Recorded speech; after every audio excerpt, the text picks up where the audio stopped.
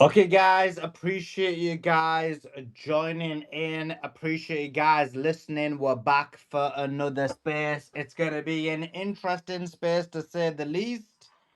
It's going to be obviously a debate essentially between those who are against those who believe that Tyler Robinson is guilty and those who don't believe is guilty, those who believe in the best way to describe it is the mainstream narrative, and those who believe in something more closely associated with the Candace position. We're going to give everyone a fair chance to speak. We appreciate Rob coming on the show. I believe he is a part of the Crucible with Andrew Wilson. He was also the fact checker for Andrew Wilson when they were debating against Candace on the PBD show. And then on the other side at the moment, we've got Joe and Uncle Tom, and I don't know. Again, if anybody has the same opinion as Rob, do request because I don't want it to be like 5 against 1 or wherever. I have sent the mic to a few people.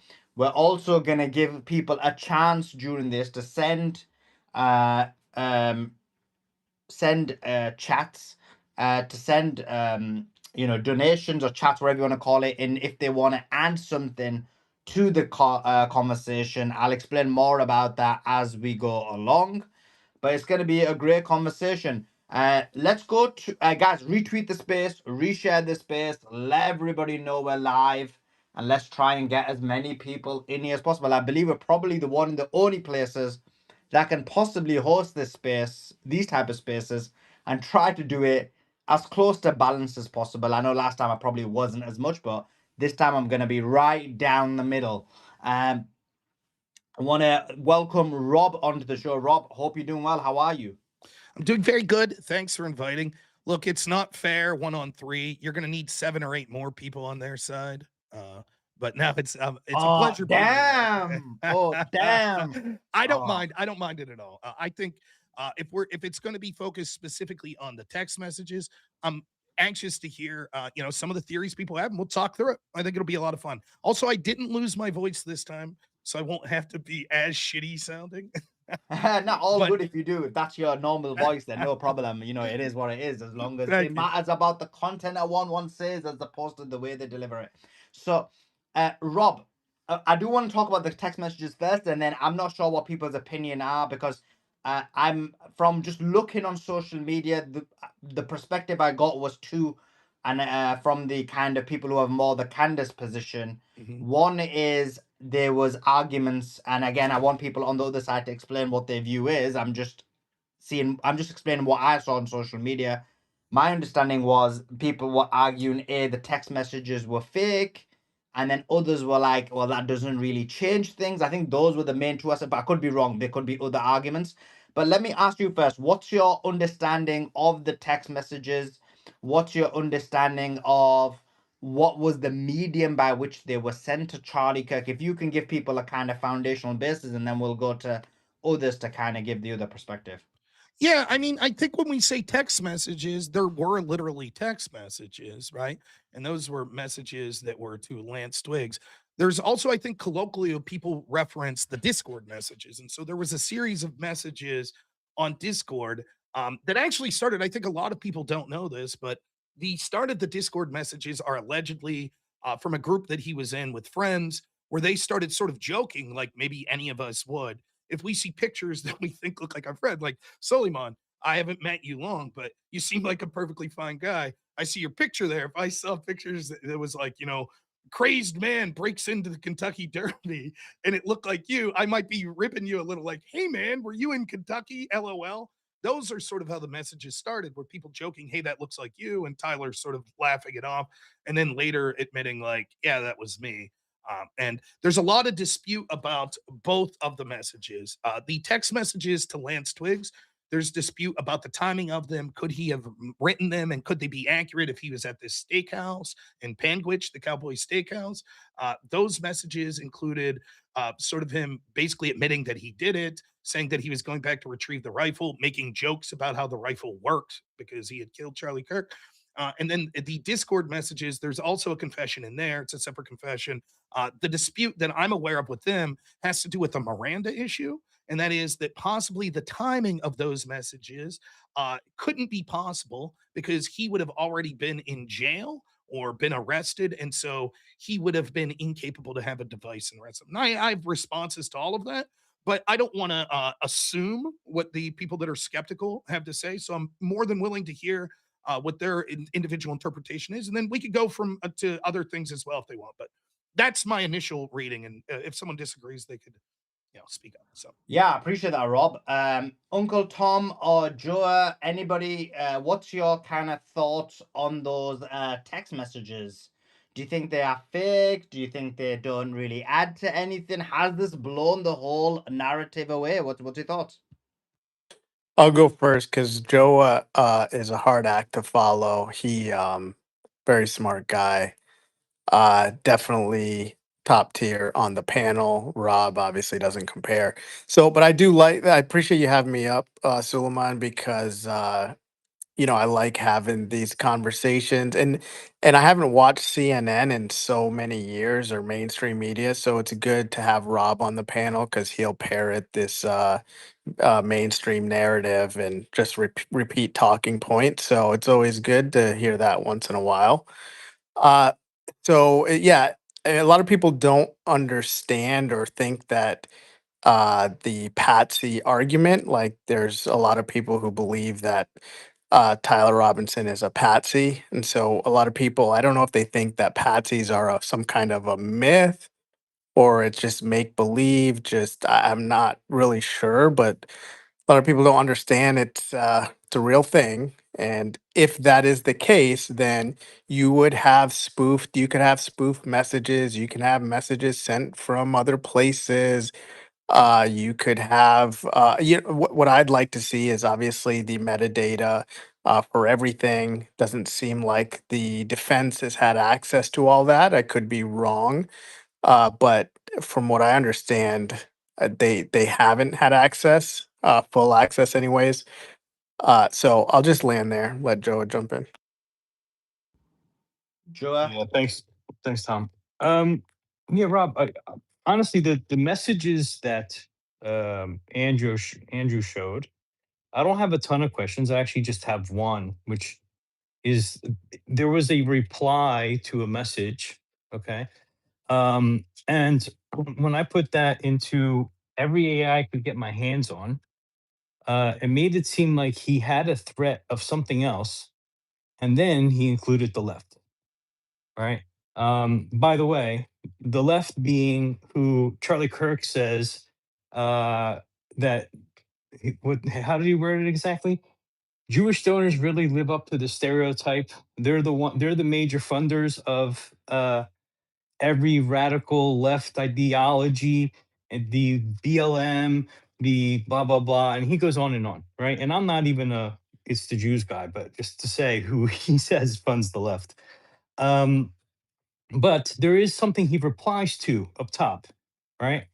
And replying to that, I find it strange that Andrew wouldn't show that his worry was consistently the left, if it was actually the left. Because he said that threats are at an all time high. That's it. He had said threats are at an all time high. Threats from who? because Andrew doesn't show that conveniently. So I have a serious question about that. I have a serious question the fact that Erica Kirk had stated that he has his phone and there are no death threats in his phone, right? That they get death threats all the time, but he was not writing anyone before his murder, that he was worried about someone killing him. So I don't know, is Andrew lying or is Erica Kirk lying? There was a time I did write a post, which I kind of take back apparently, but I haven't looked into it, that I said she had said all his message communication was on Signal. That was one of the videos I had seen. Apparently, people are telling me there's another video where she says that he did use Signal and Telegram. So, I could be wrong about that one. When it comes to Discord and even the messages to his roommate, we don't know. We have not seen them. Everyone from the other side assumes they're real, but no one has actually seen the messages. The only thing we've seen is third parties talking about the messages, but we have not seen them, right? Um, we have not even, the evidence hasn't even been released as to what they actually said, right? And we're getting conflicting reports on what that actually says from his family side. So yeah, there's a lot of questions there. So I look forward to this debate. I doubt we'll stick to just the messages, but we'll try. So I'm gonna give the mic back to Rob to respond to that. Also, guys, there is a tweet in the nest.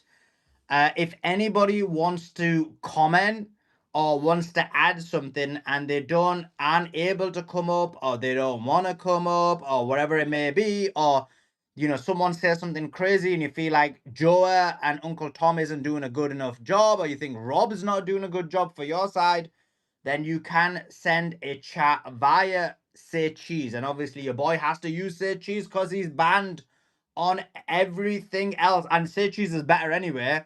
But because, as you know, we're banned on Buy Me a Coffee, we're banned on Coffee. We're too controversial.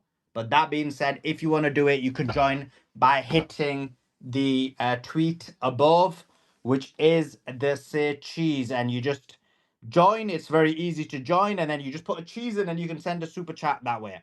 Okay, let's go to Rob. Rob, what's your response pertaining to what Joa and Uncle Tom argued? Well, first off, I gotta say, Suleiman, what are you doing? It's so controversial. Getting banned from everything, man. These fascists banning you, the rotten bastards. It's the Zios. It's the Zios, Rob. They're getting you. Let me make a call to my peeps, my tiny hat peeps. Yeah, they're on your side now. So yeah. Can you hook me up, bruv? I'm trying to get hooked up myself. To start with, Tom says I sound like I'm on CNN. It's ironic. Hassan Piker on F America that's being paid by Act Blues, all parroting people like Tom's talking points, CNN's poster childs, but somehow I'm pro CNN for arguing and defending the right against people that are trying to divide us and prevent us from actually attacking the lunatic left. I do want to remind everyone, just to be clear, I hope even the people that disagree with me here will speak up just on how disgusting it was that so many people on the left celebrated the murder of Charlie Kirk, defiled his memorials, etc. Even if you didn't like the man or his organizations, it was truly repugnant, and I hope we don't lose focus of that while asking these legitimate questions. I don't mind that people want to ask these questions, but I just wanted to throw that out there.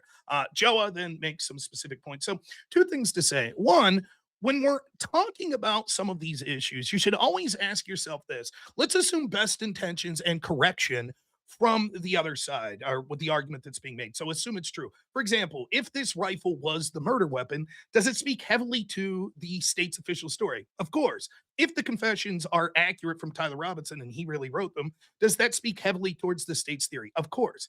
Joe starts off and he has some questions about the message that Andrew showed. And let's assume everything he's saying is true. Well, wait a minute. The message seems to suggest that there was tight security of someone else. If that's true, does that prove that it wasn't Tyler Robinson? Of course not. If Erica Kirk lied or was incorrect about these messages existing, does that prove that it wasn't Tyler Robinson? Of course not. So keep that in mind. A lot of the problems people have are things that really have nothing to do about the actual evidence that we have on the case as to who murdered. You might say, well, that's circumstantial, that it causes me to question people's judgment or whether they're telling the truth. But the state's case isn't based on things that Erica Kirk or Andrew Wilson have said.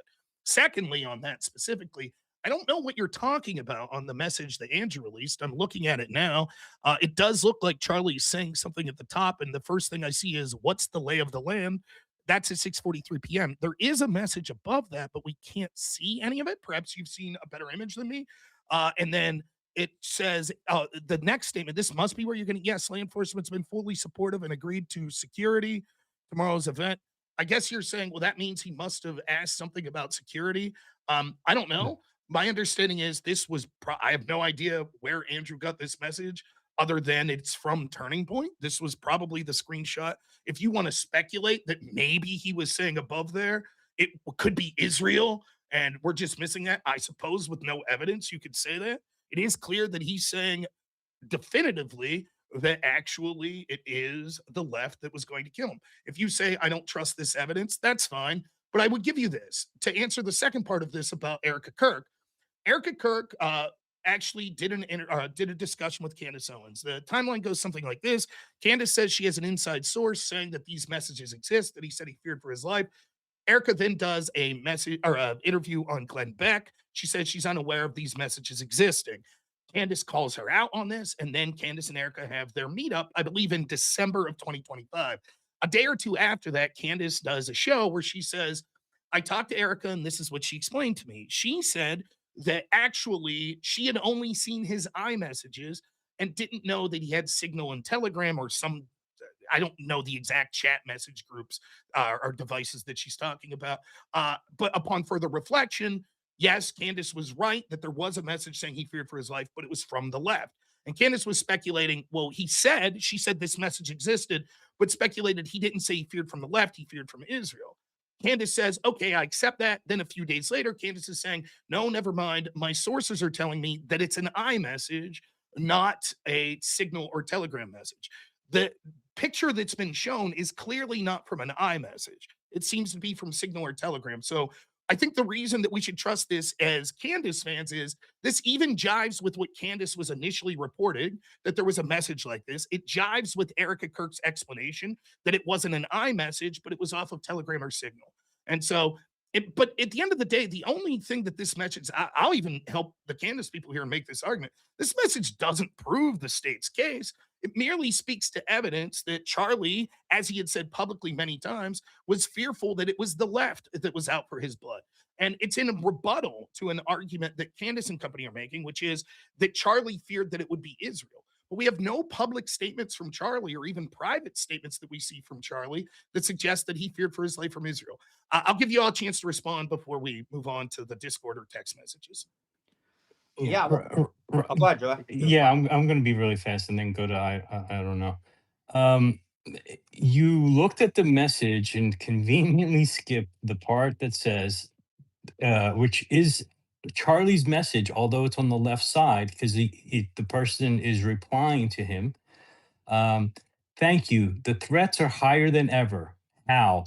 And then it just goes dot dot dot because that's what happens when you do a reply message. And he replies, I have 11 on site. Right? That message, the threats are higher than ever. From who? Because when you read it, okay, and even when AI reads it, which is trained on language, they are large language models, they read that I'm somewhat worried about the left trying to kill me as an add on to the threats are higher than ever. And it possibly could not be the same people, could also not be the left, right? And also, hold on, also, it was said that this was the message just between two people, but when you look at the emojis on the comments, you can see that they only do those emojis when the conversation is actually in a group and not just between two people. But those people, the group was never, disclosed. It was just supposed to be between him and Dan. There's just some inconsistencies here on it. And if it was more stuff about the left, I think Andrew would have showed it because it would have helped his argument, and that's not there. Joa, Okay. did you mention the mouse cursor though too as well? Yeah, I think that could be because he's on top of the photo because he doesn't actually have it on his phone. You know what I Yeah, mean? that's So it's The mouse possible it cursor, could I be. could dispense the mouse cursor. That's easy. That was because it's literally Andrew showing this on his computer screen, and his mouse cursor was there, and they screenshotted from Andrew's computer screen. So the mouse, that's where the mouse cursor is. Wait, he screenshotted a picture of the phone from his computer screen? No, he's displaying the screenshot of the text on his computer, and his mouse is on the computer, right? No, Or I understand whoever what you're saying, but whoever there's a screenshot. picture of the entire phone. So you're saying that picture was then sent to him on his computer screen? I don't know. That was my understanding of what it was, that someone sent this they took a screenshot on the computer of them sending it. Whether it was Andrew that screenshotted this and it was sent via computer, or whoever sent it to him was screenshotted. I don't think that speaks to, well, this isn't an accurate, like, whoever got this, probably the person that sent it via computer, which is why there's a mouse there. I don't think that's No, but you suspicious at all. you saw the image, right? So it's like the I've seen same the kind of image. image I'm seeing the image. as it looks like the same picture that the police took of Lance Twig's phone, right? So you see the outside of the phone. Your explanation for a mouse cursor is that that image was on Andrew's phone, even though it was a picture of someone took of a phone. I'm assuming that what happened was that this was a picture someone took of a phone, and then it went on a computer somewhere. Then from that computer picture, someone screen captured the picture that they had and their mouse was on it and sent that to Andrew. And so It's just a lot of Andrew's speculating. okay. What, you tell me your theory. What could that possibly mean, that there's a mouse A cursor? fake picture, So it's a fake fake. image, Why right? would you Because there's intentionally a mouse cursor on the why would you image. intentionally include a mouse cursor on an image that you're People faking? don't watch the things they do. Have you So seen you're the on, way TPOSA does things? so They I just don't want to be necessarily look at the way they I just they want to be don't I just want to be clear. Your theory is Turning Point USA totally I'm not making fabricated. a theory. I'm Please, pointing out the fact that there is a mouse cursor on why are you that so image. hostile? You are making Why, speculations on why it's there, not me. why are you being so hostile? I'm just trying Just to go through this. clearing it up for you What before we you start need to to do, speak on my behalf. what we need to do, if we're suggesting that there's skepticism with something, what we should do is say, okay, let's look through Speculate? I'll sit here quietly until you've figured that you've I'm said not enough. speculating. By asking the question, that I'm was here it. I'm here to have a polite conversation. It's like me against Same. everyone else. I don't mind it. Like, if I need some harpy droning over me, there's a million other places I could go. If you just leave me answer, what I'm saying is that what we would do is, if we Aw. have an alternate theory, if we think there's a piece of evidence that we're skeptical of, we'd say, okay, what are the possible explanations for that? And I just am not convinced that Turning Point was so clever as to fabricate this exact message, but didn't realize they left a mouse cursor on as they were speculating. The image I gave is one that is benign and would explain it. I don't think this is an issue. Now on to Jonah's Well, criticisms. can Jonah, I just verify real quick, just to speak real on my behalf?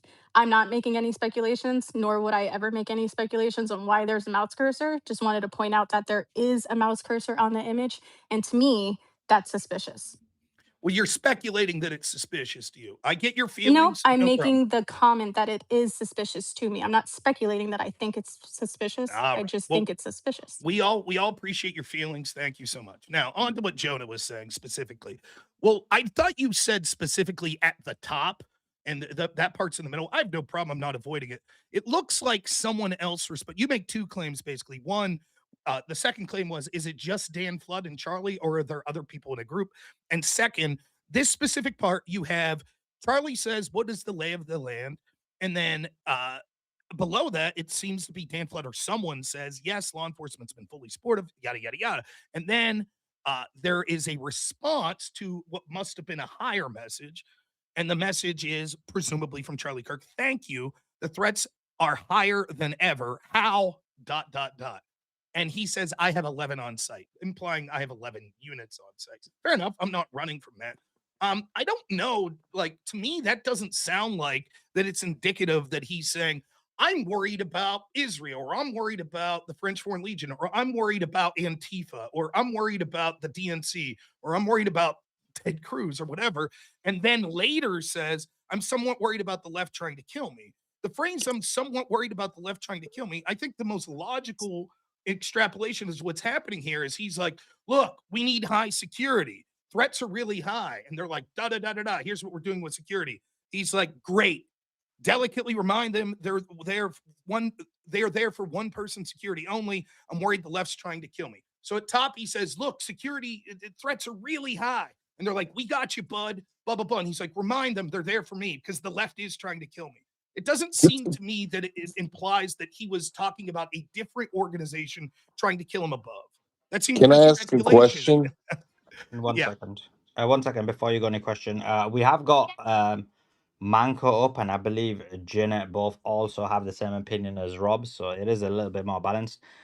American, yeah, go ahead if you got a question on this topic, or Yeah, James Blake, and I don't know into the conversation as well. Go ahead. this is my question because I might have a different perspective, but I don't think the left killed Charlie Kirk. I think APAC killed Charlie Kirk. I Okay, think the I don't. Uniparty. 1 second. We can get into who you think's gonna kill Charlie Kirk, or who you think killed Charlie Kirk. We're not talking about that right now. You're kind of diverting the topic away from the text messages. I want to cover that topic. Have you Yeah, got a but question? Have you got a question or a statement specifically about the text messages? yes, yes. My question about the text message is simply why is it the qualifier? Why? Okay, Charlie, the sequence of events happened like this. Charlie Kirk said very simply, said, I've been to Israel. Every 15 feet, there's an 18-year-old with an AR-15. Who gave the stand down order? Couple days later, he's dead. So everybody knows, like, I've seen different Jewish rabbis confronted with the question on, like, get caught in a hot mic moment, and they're like, hey, they knew it was going to happen. Like, Netanyahu funded this so he could push the greater Israel project.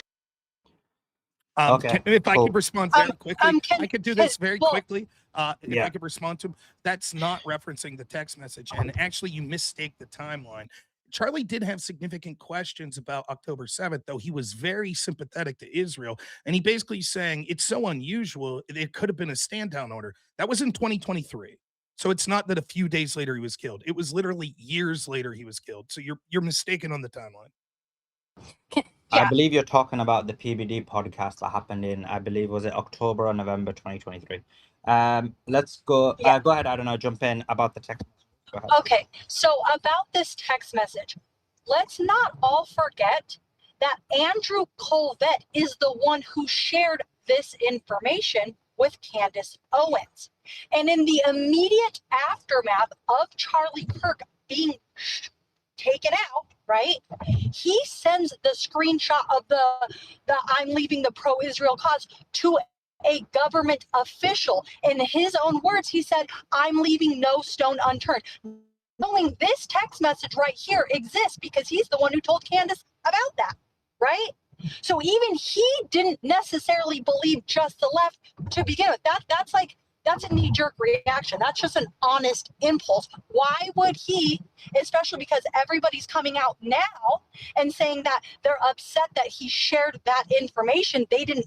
These people in the thread, the other 8 people, didn't want that information being let out, and he felt so compelled by this message. Right? Even though he knows this, the left is trying to kill me message, quote unquote, exists. He's giving this to government officials that no stone would be left unturned. So he obviously thought in his mind at the time that obviously this could be a piece to the puzzle. That's an honest thing that he did right there, and I don't know if anybody's even put that together. And actually, Andrew was acting like an honest actor right at the beginning, confiding in Candace Owens because she had no opposition to any of the cast and crew of TPUSA 2.0 today, right?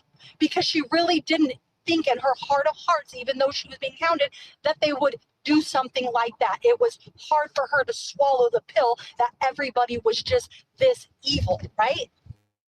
That they would Solomon, just can allow I follow her real quick? Yeah, and then Rob can go, but make it short. Okay. Yeah, it's gonna be quick. I'm not trying to give Andrew Colvett a pass or anything, because what he's doing now is absolutely diabolical and cowardice, right? But in the moment, in those first moments, like, that tells you a lot right there, because he's trying to get out something that is the alternative that we all think as well immediately. He obviously thought that was a piece too. So sorry, go ahead. No, that's okay. What you're saying actually kind of supports what I was wanting to say as well, which is that just to make this clear, this text message is not about proving whether or not the left killed Charlie. This text message is to disprove Candace Owens, and that is it. It's because Candace Owens, in her opinion, believes that the left did not kill Charlie Kirk.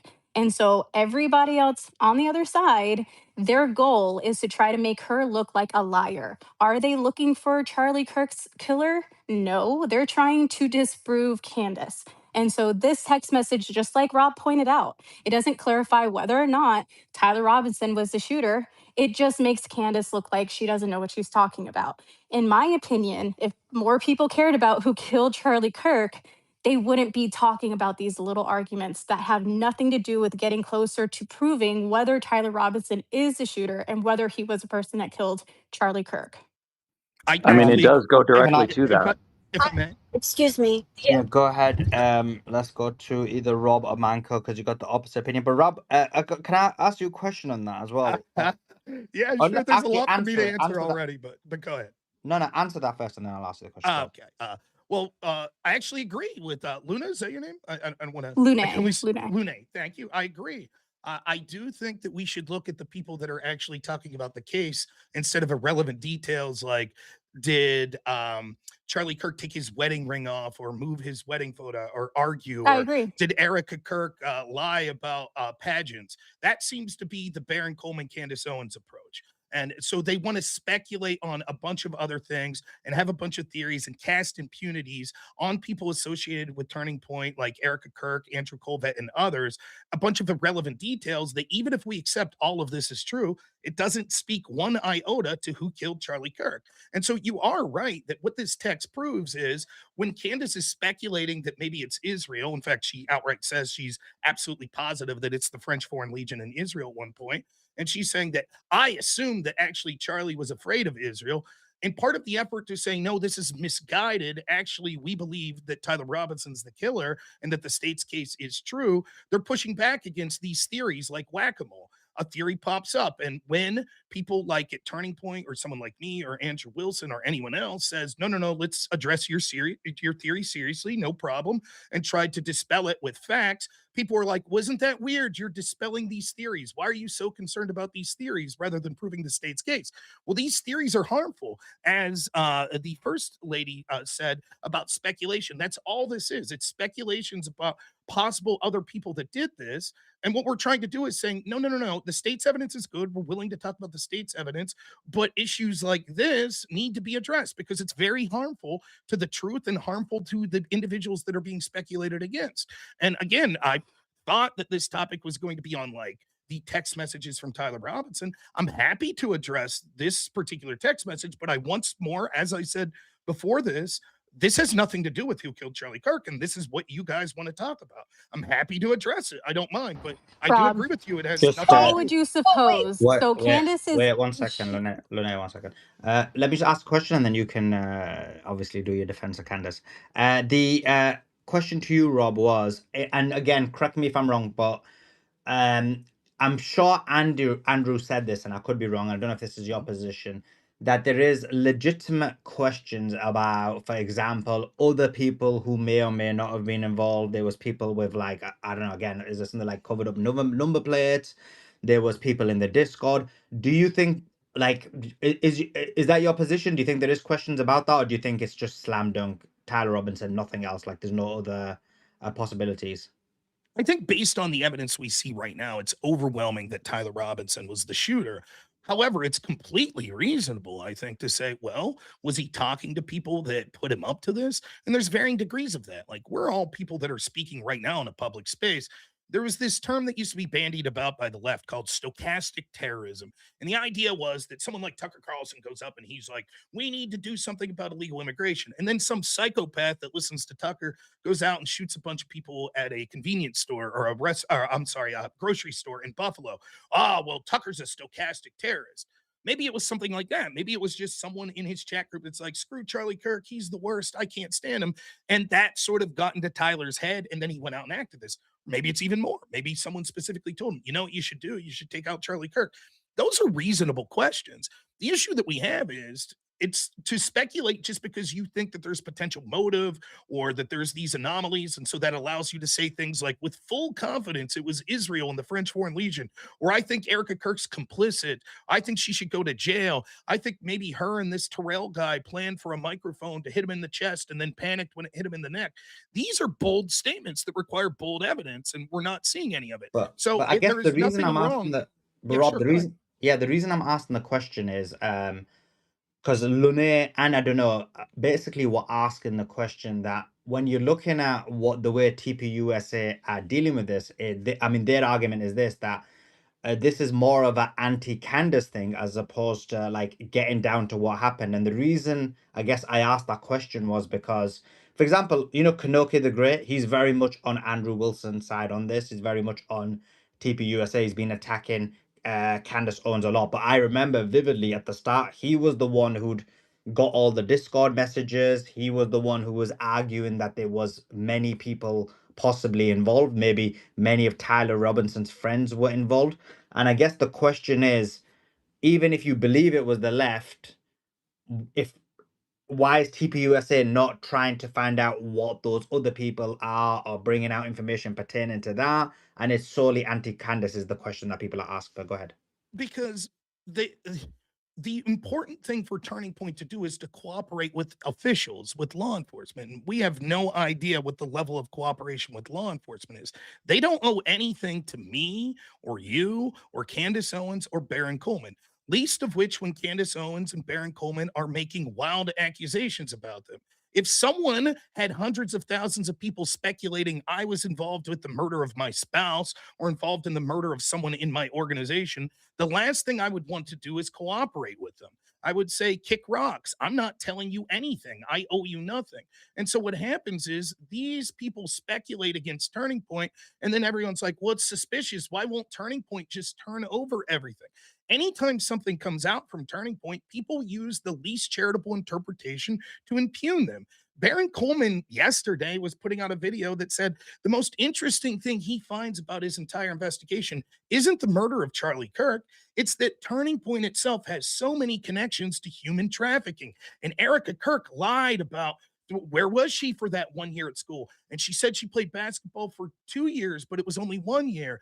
And maybe if they release stuff saying that Charlie really didn't like Candace, maybe he's a liar. Maybe he was a criminal.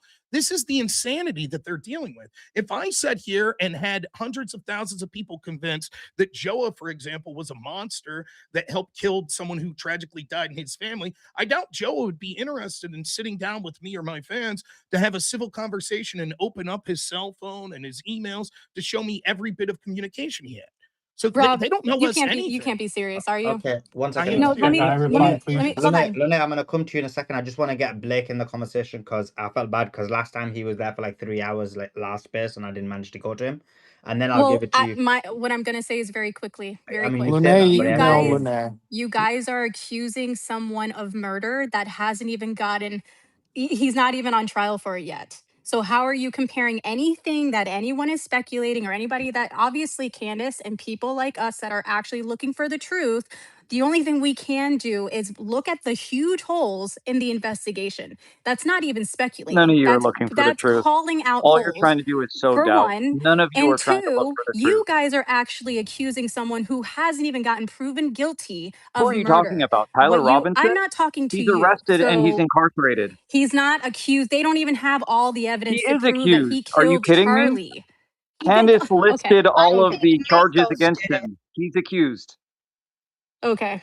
That is It's these Yeah, but see, leftists. the thing It's is, okay, none Lune. of you If are these actually leftists don't trying want to due look for the that's process truth. of the exactly what we're You're trying to Constitution, doing. distract from the truth and you're Nope, trying to that's not sow doubt. true. That's all What you're we're trying to do. actually doing is trying to make Okay, sure that the people guys, this involved is in getting his derailed. murder. 1 second, Lune. Okay, that's Yeah, cool. but let me ask a quick 1 question, second. Suleiman, No, because wait, we need some before you do, clarification. 1 second. Give it to Blake, I'm gonna please. go to you guys in a second. I just want to go to Blake first, and then I'll go to you in a second, and then you can ask your question, Manko. Go ahead, Blake. Jump in. What's your thoughts on the text messages? Blake. Yo, sorry, I have been juggling a couple of phones back and forth. How's everybody? Yeah, doing great, doing great. Give us your thoughts. Give us your thoughts on the, because I remember you from the start that you were Oh looking yeah. into the Charlie Kirk investigation. So what's the? I think you were the first one to come up with the explosion mic theory, if I remember right.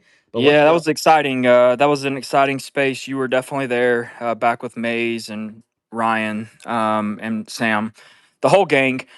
Look, the text message issue here, the things that are, we're getting new things busted out, like it's a new year, a new Christmas almost, with gifts. Andrew dropped one here recent. It's real simple for me.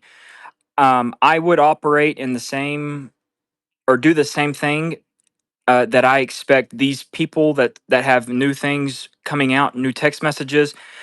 You can swipe down and you can hit a little button that's called screen recording, and from that you can go right back and forth immediately to the person's contact, who is in the conversation. Is it a group conversation? They're going to be listed right there. If it's a group chat, they're going to be listed right there in iMessage. If it's another styled group message, you can always see who's included in the group. I would go the step further and include that to provide the absolute certain proof that who I say this is actually this person. Charlie Kirk has passed away, so you are not going to dox his cell phone number unless Erica or Andrew is actually still using it and pretending to answer phone calls, for Charlie. That's not outside the realm of possibilities either. But you could absolutely show Charlie's phone number, instead of just giving us this screenshot saying "Trust me, bros," okay, or sisses. It's what I would do, because I can go in right now and Sully, if I have you saved in my phone as a contact, I can go in and change your name to Donald Trump. And guess what, Sully? I just turned you into Donald Trump. Or I can manipulate screenshots and make conversations the way I want them to appear by a doctored screenshot with the past date. I went and looked, I had over 75 text messages sent on, September the 9th, 2025 alone. So if I have those timestamps on a particular text message, I can essentially create messages using multiple Like, screenshots and putting them we together. all know it's super easy to fake texts. Like, this is, everyone agrees with you. Okay, cool. So that's my 2 cents. I hope that was the question. Okay, if I could respond to some of this to Blake, I'd say I only wish when Candace and company were releasing things that you all had the same amount of skepticism. I once more go Oh, back to bro. this. Yeah, you Let, don't know me. You We okay, definitely do. don't know me. I'm speaking, I That's guess. such a weird thing to claim. What? Like, It's weird to this say that we don't. We do. but okay, nonetheless. So to get to the point, the idea that like we're condemning someone to death, that's not what we're doing. First off, as Manko said, absolutely he's accused. That's what happens. The accusal is the arrest and actually the charging. Then we had a probable cause hearing. I would be willing to bet all the money I've ever earned in my life to anyone who wants to accept. That they absolutely find probable cause. It is one of the most compelling cases of probable cause that I've ever seen at this point during a trial. Everybody knows that there's going to be a trial because probable cause burden has been met. I see some smiling emojis. Anyone want to take that bet that the judge is going to say, nope, there's not probable cause? Go ahead. I'll be quiet and let you guys. They Not a absolutely million will. years in Utah. Hell no. They absolutely will. They're just looking off Again, of like hearsay. again, Oh, you have to look at what a patsy actually is.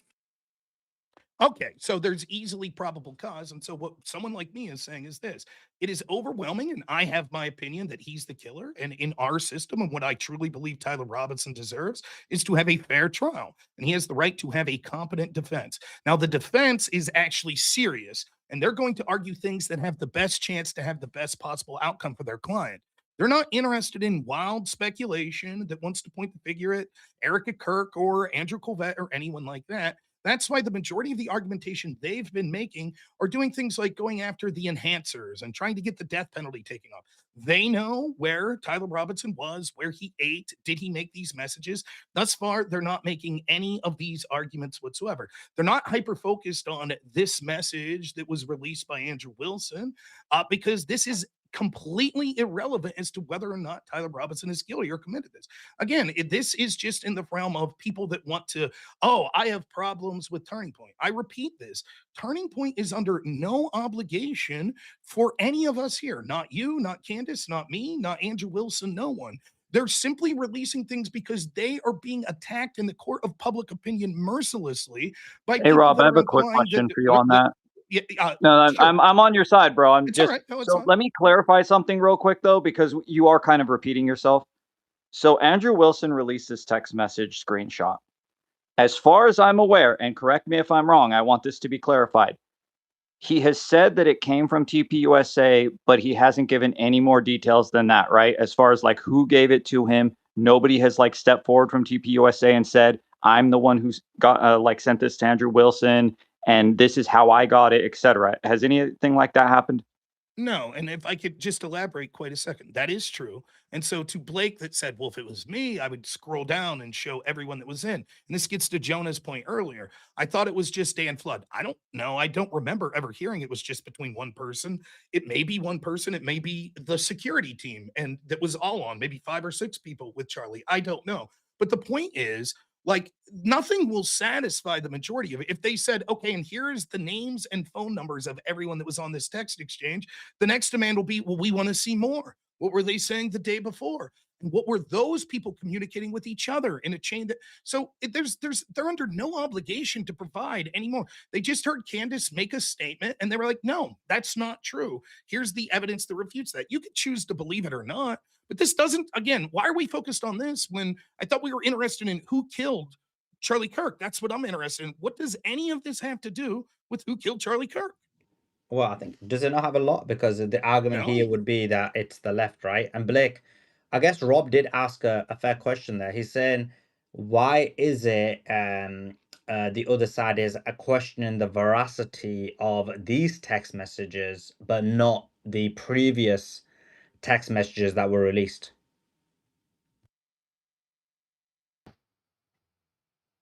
Like the ones that Tyler Robinson supposedly sent that had the No, because even those were questioned. I'm or the- talking about The ones No, released like from the Charlie Andrew. Kirk group chat, right, Suleiman? yeah, Yeah. the one that basically when he says, the one he says, oh, I think the Jews are gonna, something, I don't know, the Jews are gonna kill me or something. I can't remember the specifics. No, Of what he he said. said those that people have he come said he's forward and considering said that getting that off did the bus happen. They had for the pro-Israel crowd. That's it. Yeah, Yeah, that's it. Solomon, I don't know is right. So Candace released those text You messages. always Everyone do this. He didn't questioned. say considering. He says, I have no choice but to leave. You always throw in these like little No, underhanded Jonah, change you're just perception. misrepresenting that. He said, if That is what he X, said. Y, and Z, then I will have no choice. I will have no choice. No, So he said he Solomon, literally didn't. Solomon, everyone questioned Candace for the entire time until Andrew came out and stated that those text messages were real. So there was speculation when those were Yeah, released that's by actually a good But if point. I I could, remember that. Lune, can I just ask real quick, Lune, if Yeah. we believe that Andrew Colvett could be lying, why do you believe him when he says that the Candace message? How do you know that he's not lying to her and all of you about? Because other people from that thread came out and said it too. Without that one other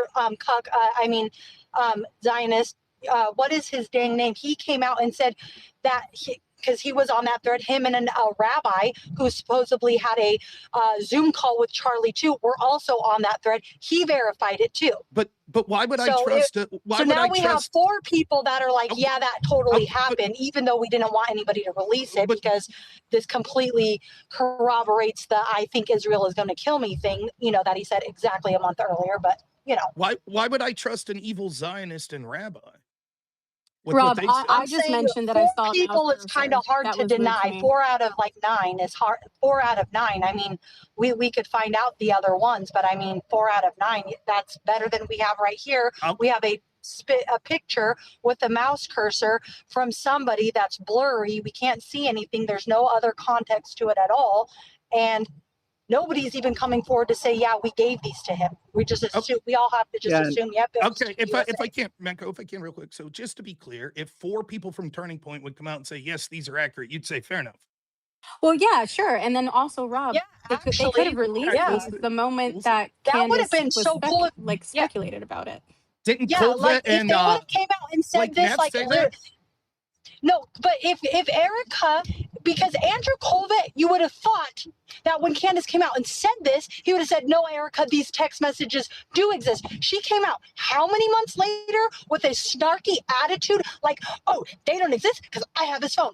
Why wouldn't Andrew have been like, no, dude, no, it totally happened.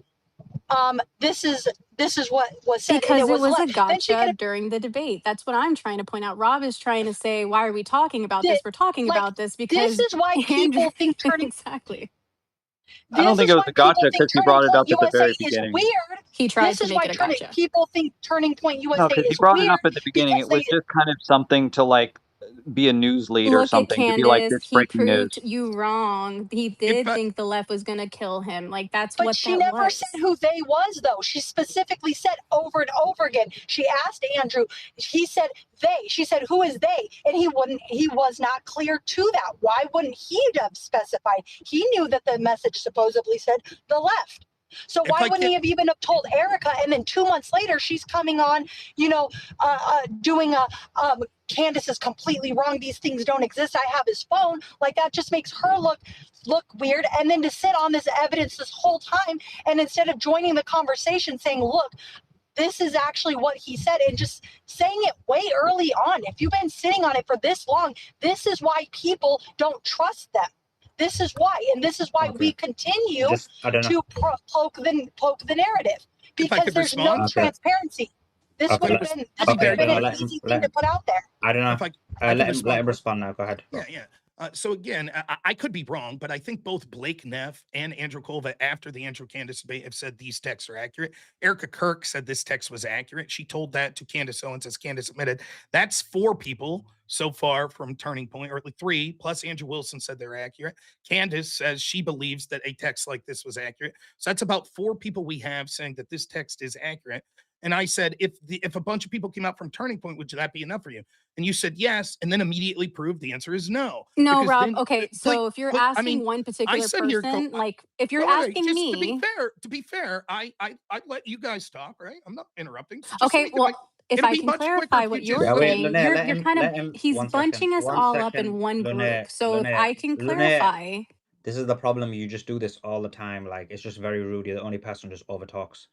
Okay, let Rob finish, and then we'll come to you. Go ahead, Rob. I had to mute the mic, obviously, so you're gonna have to wait for a few seconds now. It's the first time I had to do it in space. Spaces.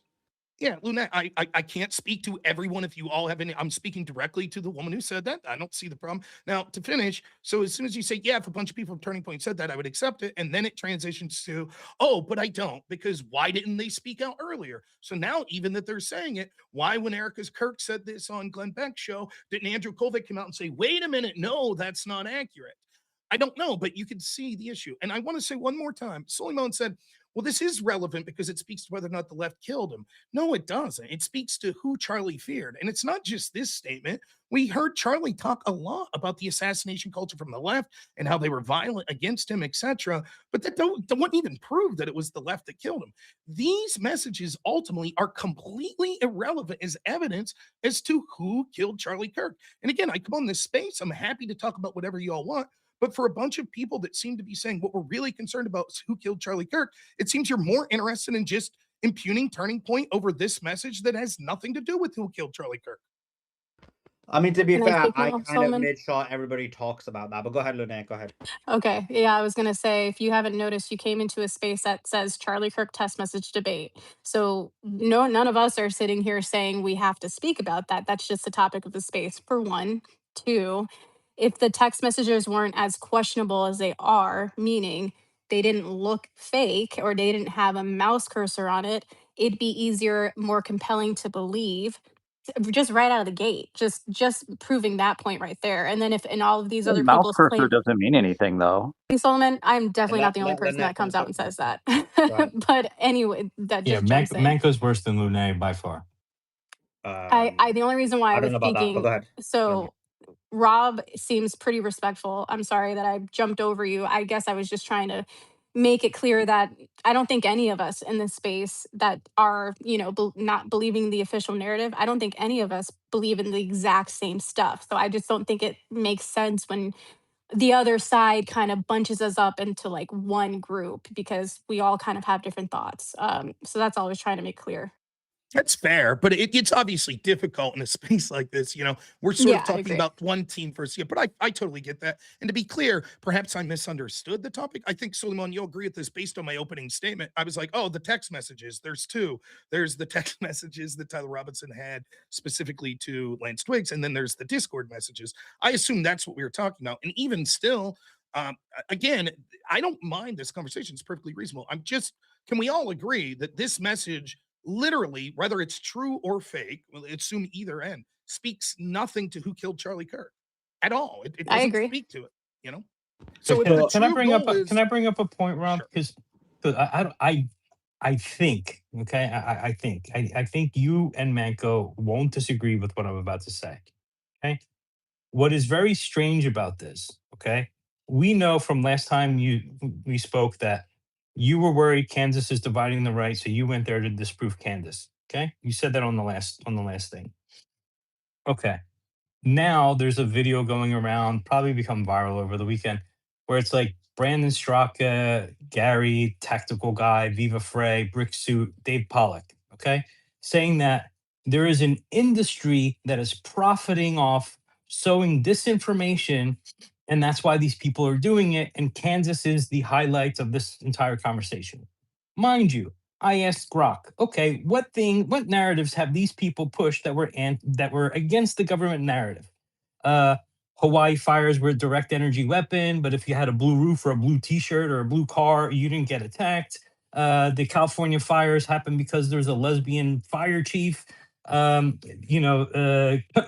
were nanobot technology that communicates with 5G to control your mind.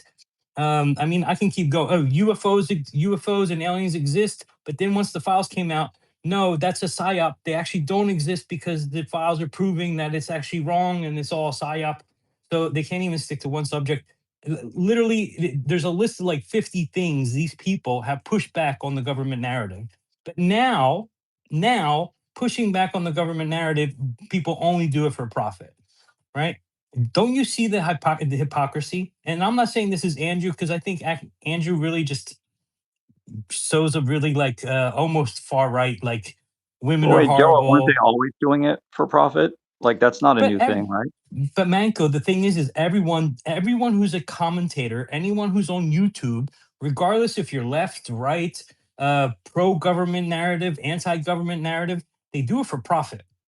Right. So to try to make the argument that arguing against the state is actually you're only doing it for profit, when these people literally have a career on YouTube talking about direct energy weapons in Hawaii that don't hit blue roofs for some reason, and 5G is going to control your mind. Like these people did this for years, literally you've been years. Yeah, watching but a lot of you've they're been for watching a lot sale. of interesting stuff there, Joe. Yeah, but Guys, they are for sale, and that's the problem. Is these guys were like tactical, for example, was I can't explain why there's not an exit wound, and then after he got his government contract filled for the sale of his goods, all of a sudden he's like, "You guys are stupid. This has happened all the time throughout history." Do you see what I mean? That Well, makes us even more suspicious, and the I'll fact that address this. I'll address this, but I mean, first off, I think if to be charitable, Well, I hope you'll be hold on a second, Rob, because you've spoken like 20 times. Let me get a word in edgewise here. On the topic, when it comes to text messages, when it comes to something being evidence, you have to have what's called a chain of custody. You have to have at the minimum, you have to have whoever was in ownership of the text messages. Maybe that would be Dan Flood or something like that. And he would have to say, yes, I turned these text messages from my phone over to this person, and then this person turned them over to Andrew Wilson. And we both say that these are the term that's used in court proceedings is the true and correct copy of what I turned over. So that's usually what happens to authenticate things. Nothing like that has happened, which means that the only way we can look at these text messages is through trusting Andrew, and then also trusting that Andrew is trusting someone else, and that Andrew's trust is well founded in that person, and that the whole chain of trust goes, and there's no problem with any of that. So someone Well, they like me weren't from and Dan someone Flood, like though. Rob, one second, someone like me and someone like Rob, we see the text messages and we're like, yeah, this looks plausible. This looks like something Charli would say. Makes perfect sense to me. And I think Andrew's probably, I think he's on the up and up. I think he's acting in good faith, etc. So to me, I'm like, yeah, this seems like it's correct. But anyone who is inclined to be on the other side of the debate isn't going to be moved or convinced by this at all. That would be fair, right, Rob? Yes, I'm so sorry, I hit the wrong button there. Yeah, I agree largely with what you're saying there, but I mean, to the point when I was saying, first off, there is a just to clear something up about the text message. I'm not technologically apt, but there's someone named Jefferson's at Rust and Decay on X, and he actually has a video up of Andrew on his X account. It says Andrew Wilson torches the haters and conspiratards grifting. You could look this up. And what you'll see is a video of Andrew on his channel showing this text message, and you can see his mouse moving over the picture. So the mouse cursor is actually his mouse. So for example, You mean Andrew it's Wilson's Andrew's mouth, mouse? right? correct, Andrew Wilson's mouse. So that I hope that helps clear up. If you go there, you can see it. Definitely. It, Thank it you. helps clear that up, and which is what I suspected it was. That's number one. And secondly, like, listen, like the idea of people grifting and stuff. Let me say this, Joe. To be fair, if we're going to be charitable, like Lune said, you can't lump us all in. Like I just like maybe we shouldn't lump you all in. I think when people are talking about the cottage industry of grifting like this, we're talking about the big people that are making big money. I have no reason to suspect that Lune or I don't know, or Joa or not here in completely good faith, or Uncle Tom. I accept it all. I accept you guys are here with legitimate questions.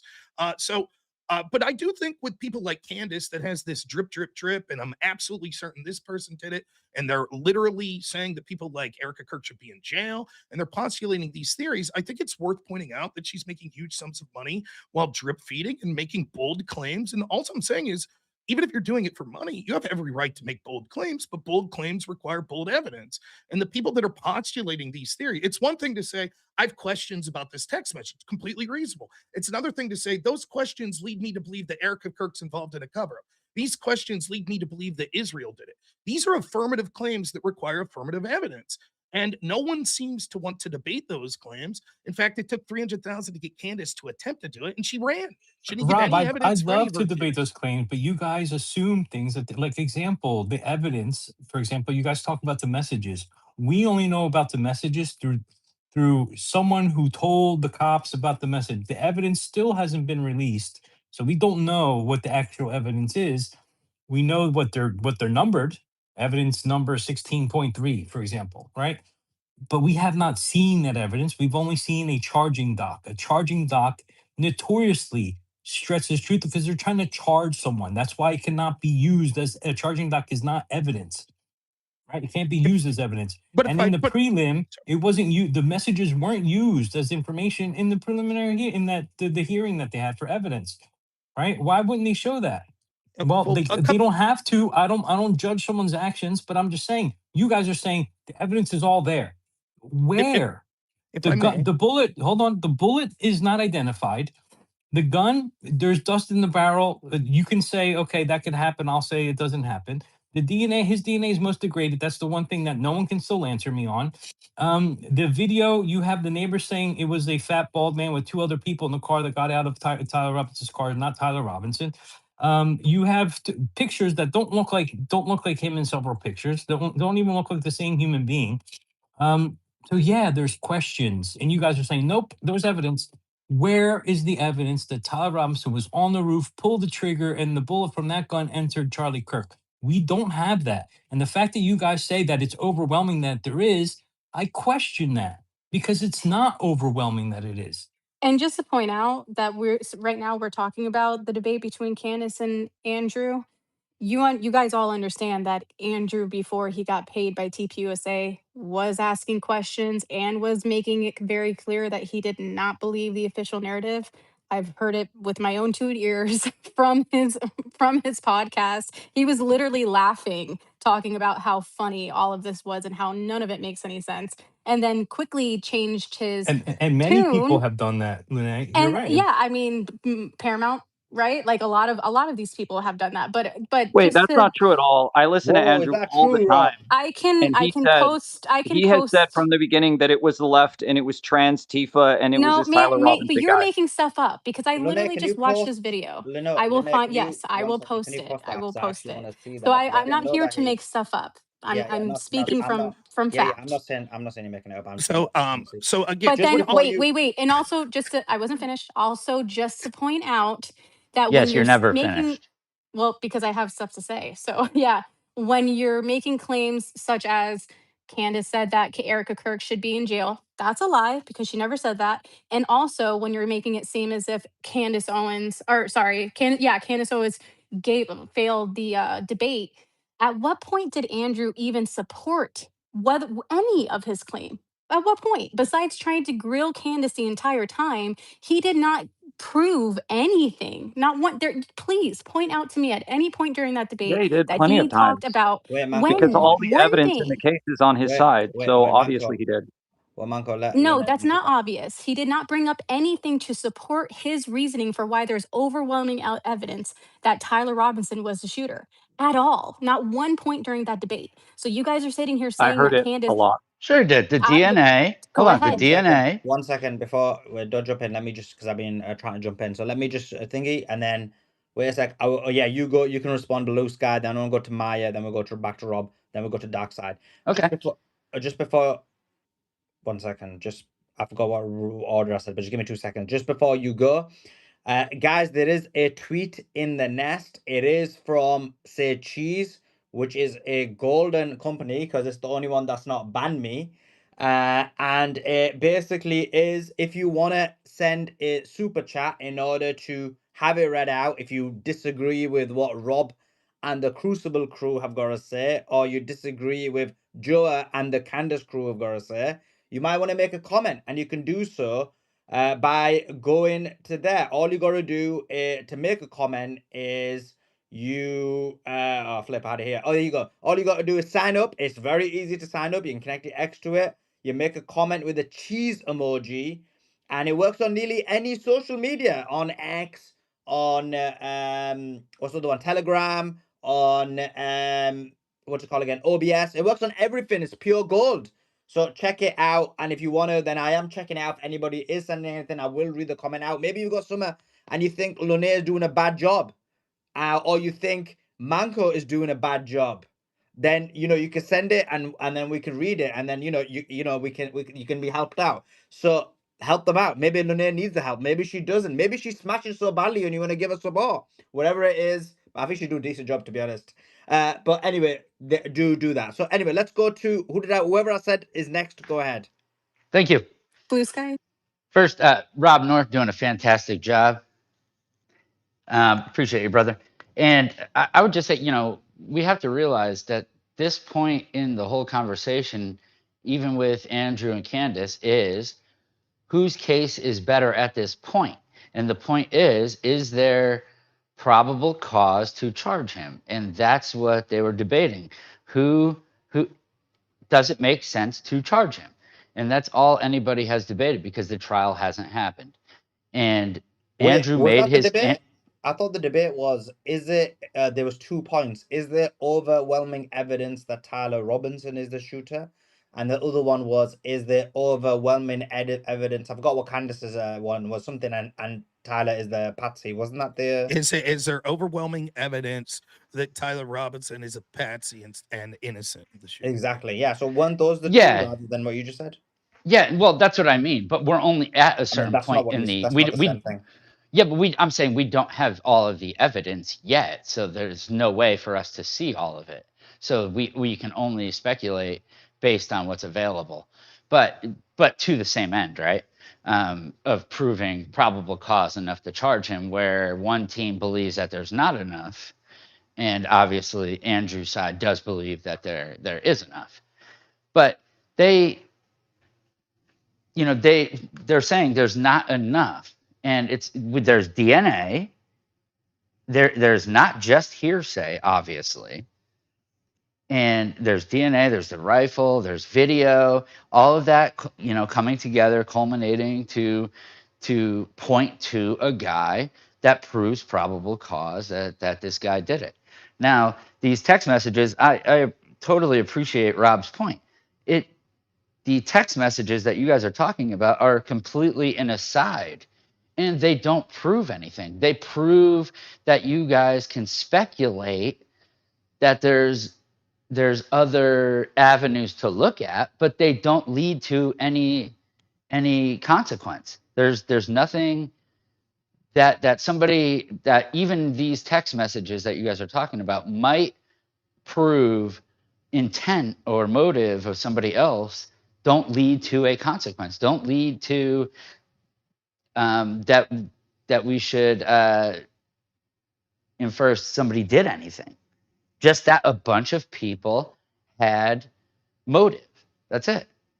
There's a lot of motive. There's a ton of people who have motive. The left has motive. A bunch of different countries have motive.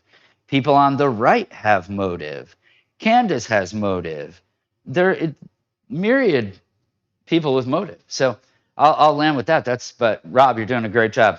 Thank you. Thanks for that. Okay. Amaya, if you want to respond, and I mean, do you agree with him that the whole thing is about who, if you have cause to charge someone as opposed to the overwhelming claim? And then go ahead and jump in wherever you want. All right, hi guys. Okay, so everyone knows I'm this crazy Candace Owens fan account, but I'm trying my best here to be unbiased as possible. Okay, so looking back from Are last you the year, person who Andrew Wilson keeps having a back and forth with, or is that a different? yes, unfortunately, Oh yeah, okay, go ahead. Well, he can come in and debate you here if he wants, but I'm not sure if he'll come. Go ahead, Maya. I actually don't have an issue with him, to be honest. I just love arguing with him for some reason. It's just fun to me. But okay. Okay, so looking back from last year, I'm just tired of the hypocrisy because when we say that Candace Owens released the text messages last year about Israel, we were all saying, oh, we cannot make that confirmation based on that speculation. But no, with Andrew Wilson, we're saying, oh, he's talking the truth. It's the left. We cannot make that confirmation based on the speculation as well. And my personal opinion, it doesn't have to be that a fact. I just think Andrew Wilson doesn't care about this case at all. He just is doing this because it's relevant at the moment, and he just wants to be in the conversation, which is okay. That's okay.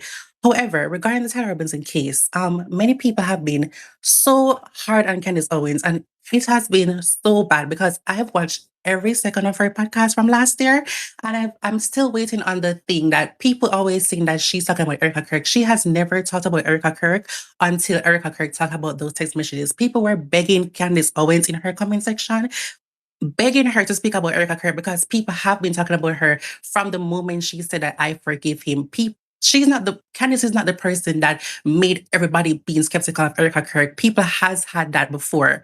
Candace even spoke about her. So when everybody was saying last year that, oh, Erica Kirk is this or she killed her husband, I don't believe she killed her husband. I don't have an issue with her. People would think I hate her. I don't. I think she's very beautiful. I think she sometimes can just be very emotional, but I think she lost her husband, so I do have sympathy for her for that. I don't hate her. I actually don't have an issue with Erica. And that's the thing. People always think that we have issue with her. I don't. I just think that the way how she the way how she acts, the people who she brings us to in association with the company, I think that can be questioned. For example, Ben Shapiro. I don't think Candace Owens is lying when she said that they weren't friends because I just don't think they were friends, and I trust her on that because she was around them. I think she and Charlie Kirk were friends. I think Andrew Colbert is lying when he said that they weren't friends. I don't think you should be speaking for someone who is dead, who is not here to defend themselves, when you said that him and Candace weren't friends because he's not here to defend himself. But we choose to believe them. Regarding these text messages from Andrew Wilson, I don't think we should be angry at Andrew Wilson for releasing these messages. I think we should be angry at Turning Point because Andrew Wilson didn't know Charlie Kirk. He didn't speak at Turning Point event. He wasn't around them. So we could just say, oh, Andrew Wilson is the problem. No, they sent him the messages. Do I think they're real? I don't think Andrew Wilson will be going on his thing and presenting fake things, they could actually be real. And as Rob said, it doesn't necessarily prove anything, but you can say, for example, and I'm being fair here, when Candace released last year that Israel killed him, and we were saying, oh, that he was abandoning pro-Israel because people were saying, oh, Israel killed him. We can now say from these that the left killed him as well. And I think that's the narrative that Andrews was trying to point out, that, oh, Candace, you said that these text messages prove that Israeli anger could be involved. Well, these could prove that the left could be involved as well. So I think that was fair, and that's me being unbiased here, that Andrew Wilson was fair when he said that. The text messages though, Andrew Colbert confirmed that they were real from Candace. Nobody has confirmed that they're real for Andrew Wilson. And I think that's where the doubt comes in. Do I think they're real? I actually personally do, because I don't think he would actually go on his platform and just be telling lies like that, especially when Blake Neff has been reposting and amplifying it. I just need somebody to just confirm if they're real. However, regarding everybody else, we're all free to have our own speculations. People can criticize Candace Owens. She's not an angel. She's not this queen that we can criticize. It's okay to criticize her, and same for Erica Kirk. When we criticize, people can talk about Candace's husband. They say her husband is gay. They say this about her family. But when people talk about her, or Erica, when people talk about Erica Kirk, I'm sorry, they always there's just this like, you can't speak about Erica. You can't do this. Like, I don't understand what's that about. We can criticize Erica Kirk because she is the head of Turning Point. She is the CEO, and she has said some things. For example, I don't agree with her when she went and said on the thing about Zora Mandami, whatever was going on in Europe. I didn't agree with that statement. Can I interject here and say, it's not that I dislike you, Maya, but man, this is really going off on a tirade here. Yeah, so just a quick one. Great points, Maya. I can see why Andrew Wilson's scared to debate you now. And in terms of two questions for you, Rob. The first question is, what is your thoughts about the fact that people have been attacking Erica Kirk? Do you think it's like unacceptable? And the second question is that I did want you to answer this in terms of what Lune raised, which you're a friend of Andrew Wilson. I mean, you host the Crucible with him. Her claim is that Andrew Wilson had a totally different opinion in the start, and then now he's become like the spearhead of this whole thing a lot later. And so if that's true, then what was the change in terms of what caused the change of narrative or perspective? Okay. There's a lot to get here. I'm sorry, Joa, and some other folks, I might not answer your specific point of view. You're welcome to come talk to me at any time. But the nature of a conversation like this, which is really fun, there's a lot of people. So sorry if I don't get to someone's specific point. Let me answer your question, Suleiman. First, the idea of attacking Erica Kirk. Well, I think that everything should be on the table to speculate. And if you want to make claims about people, that's fine. For example, let's say hypothetically, the Sandy Hook shooting was a false flag and that these parents faked their children dying. Should we have the right, if we have evidence, to point that out? I say, yes, of course. Here's the problem. If you're wrong, it's monstrous. It's monstrous to tell a grieving father or mother, you're faking it. These are fake tears. Your kid didn't really die. We all agree with that. That would be a horrible thing to say to someone if they really did suffer through that tragedy. I'm not suggesting you should go to prison. And I think even the Alex Jones lawsuit was absurd, the amount of money that they went after him. But you get the point. It would be very immoral to accuse people without evidence who are grieving because their loved one died. And that's what I see a lot of Erica Kirk. So I'm open to people saying, well, we think Erica was complicit. And I will say, I believe it was Lune that said she never said Erica Kirk should go to jail. Not only did she say that, she admitted in the debate she said it. We played the clip that she said it. And then she said, oh, I just meant in Monopoly. That's what she said. She did. She also said that she should be questioned. Please, and then on another point, she had a clip where she's like, if the rules were reversed and it was Erica that died and it was Charlie Kirk that had this many misstatements, he would be sitting in prison, and that's what needs to happen here. So she specifically said that, referring to Erica Kirk as well, that she should be sitting in prison because that's where Charlie would be if the roles were reversed. And this happens a lot, where she'll make these definitive claims. She'll say, I'm overwhelmingly convinced, et cetera, et cetera. And then when we say, okay, that's a bold claim, you're allowed to make that claim. You're going after people now that were friends, or, the widow of Charlie Kirk. Can you provide evidence now? And she doesn't. She refused. That's what makes it unethical. So that's to answer your first question, Suleiman. The second question, can you remind me again what it was? It was about the Andrew. claim made by Lunae that Andrew Wilson changed his position. Sure. So I'd be happy to see whatever clip she has. Here's my understanding. I am friends with Andrew, but I'm going to tell you something that might get me in trouble. I don't watch a lot of his episodes. Most of the time we're streaming at the same time. Here is what I do know that Andrew said. I am aware that at the beginning he said things such as, hey, sometimes when they were still looking, we didn't know who Tyler Robinson was. In the aftermath of the shooting, he had said, I wouldn't be surprised if the shooter is help found by people online. That happens. I agree. That doesn't go against anything he's saying now. I also think that he had and continues to have specific questions. However, I'm unaware of any like exorbitant things that are against what he's currently saying that allegedly said in the past. I'm open to Lune providing evidence. I'll happily look at it. I do know for a fact that my friend Mr. Coombe, the one Jake Rattlesnake that was on this space with me last week, him and Andrew had some robust debates where Jake was more on sympathetic towards Candace's point of view months and months ago, like 5-6 months ago. I know this because I used to host a show with Jake Rattlesnake and we talked a little about Candace, and Andrew was against Candace's claims then. That was like 6 months ago, well before me and Andrew went down to Turning Point and merely got paid to teach a debate class. So I don't think that there's anything that was like, oh, Andrew had one opinion and then him and Rob went down to teach a debate class and now they come back with a totally different opinion. I don't see it that way. But Lune, I'm happy to look at anything that you have if you think there's something to dispute. And Andrew is my friend, full disclosure, but I'll call a spade a spade. If there's something that I think's untoward, I'll say sure. So I think that maybe you're misrepresenting it a little, but that's it. I'm not misrepresenting anything. I just actually Jimmy Dore played it on his podcast a couple days ago, and that's when I heard it. I can play it for the space because it's the whole Play it. it's a clip Just of me. Okay. No, just play that specific bit. I don't want the whole of Jimmy Dore. Okay. Hey, All Sully. right. Hold on a second. Sully, while we're waiting, and by the way, legendary getting into the Lego movies, man. That was W. We're in the Lego movies, jeez. Anyway, go ahead. that was legendary, and probably the most important event of the past week, man. I was laughing so hard. But question for Rob. So we all know that Charlie was wearing the Rode Pro microphone. I don't think that's a doubt. We've seen the pictures of it. Do you have any idea? Well, before I say this, that Rode Pro microphone has a 32 gigabit onboard storage and records, I believe it's 32-bit floating audio, which is extremely high fidelity. And that's, of course, stored in internal memory in the Rode Pro microphone, or transmitter, I should say.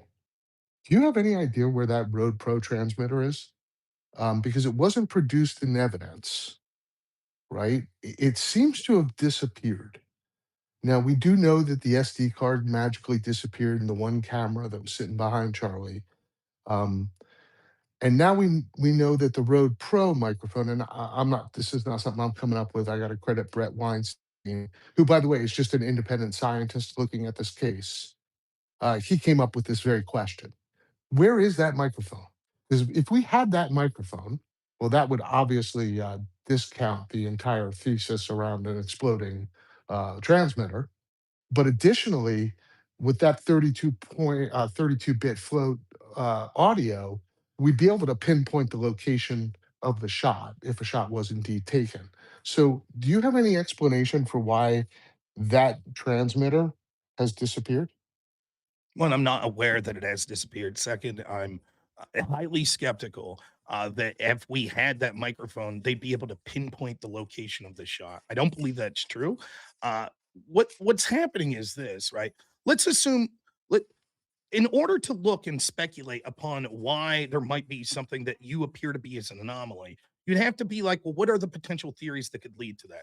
Could it be that the police just didn't find this evidentiary worry? Could it be that they took it, but they didn't see anything about it? There was no DNA on it or anything that they thought was worthwhile. There was no recording that they thought was worthwhile, etc. So they just returned it and didn't like keep it as evidence. Any of those things are true. If it really was the exploding microphone theory, we would expect to see a bunch of other things. This would have to mean that certain people were involved in a cover-up. This would mean I'm not suggesting that. I'm not suggesting that it's an exploding microphone at all. I'm asking, where is it?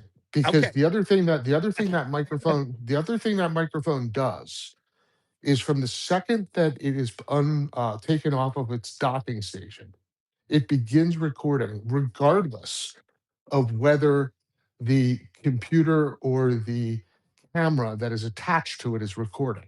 So it's designed to record regardless of whether there's an error by the operator until the moment it's docked. That's why it has 40 plus hours of storage on board.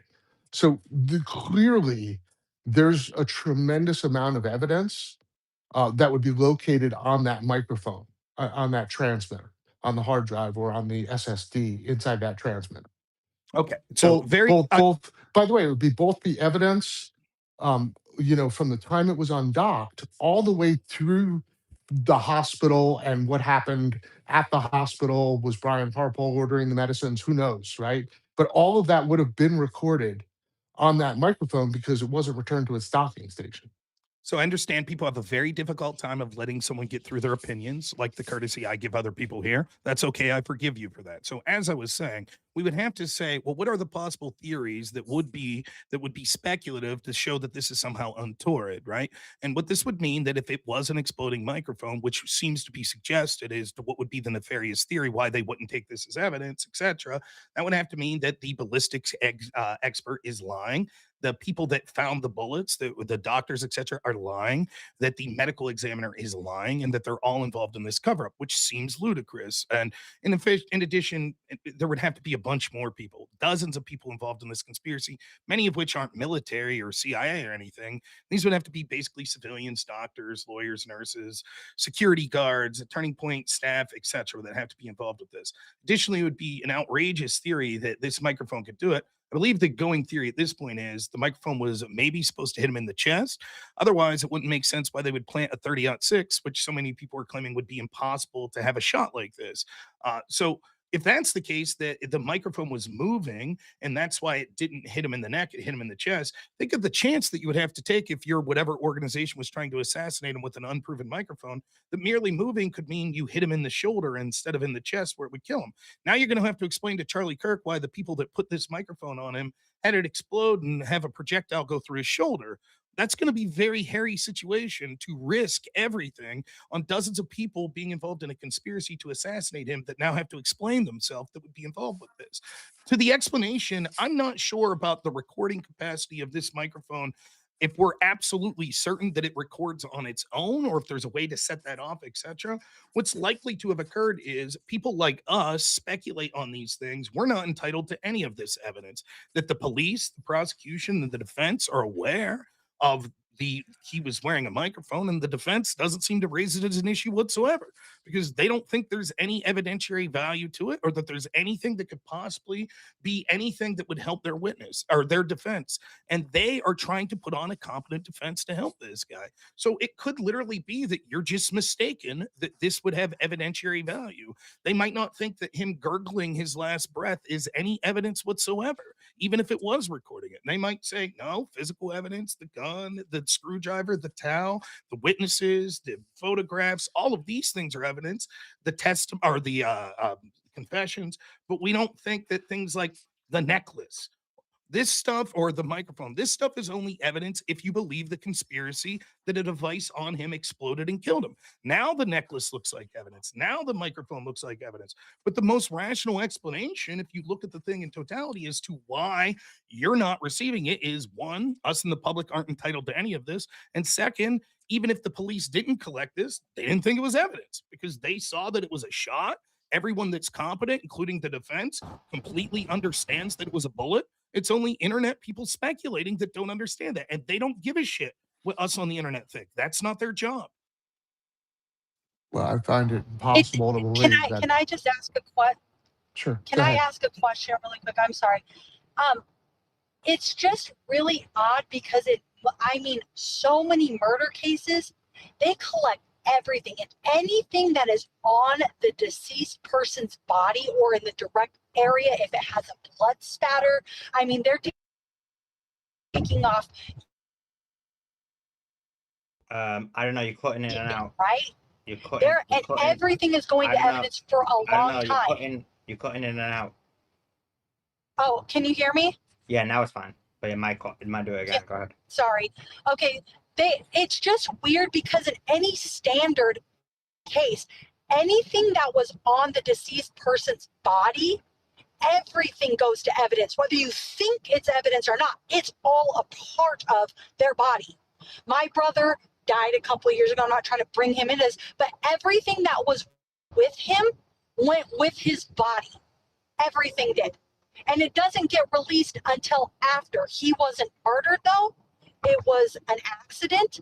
And so there's not a court case to proceed. But they decide that we don't need this at the time. So we just, let it go off. This is a murder investigation. And the standard for anybody, and especially a high profile case, which will obviously be under the microscope. This is a high profile case. So the standard is that everything is evidence. To see the microphone he has just going off, to think that, oh, well, this doesn't have to be collected as evidence because they're not out here trying to disprove conspiracy theories. This is a murder investigation.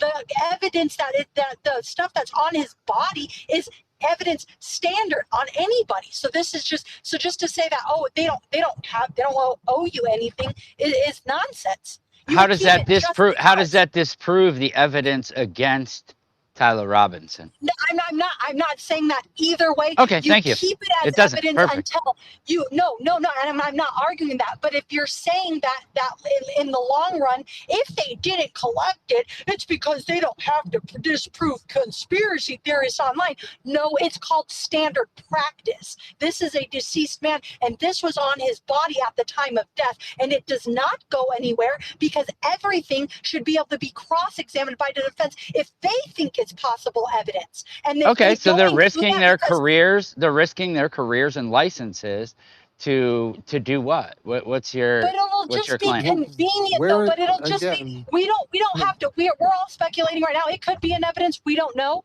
But this is just speculation. But I'm just saying it would just be another one of those. Oh yeah, we just have to. They didn't think it was relevant at the time, even though it was on his body, recording everything that was going on, taking place, how much CPR was or wasn't being done, not just his gurgling, his just like the vehicle that he traveled. The truck that he traveled to the hospital, and you just kind of auction it off like the next day. It's just weird. 1 second, guys. Weird. One question. Let me ask a question now. Lunae, did you manage to find that clip? Did you want to play? Oh, you haven't found it yet. I did. It's I don't know. It's kind of like a couple minutes, but I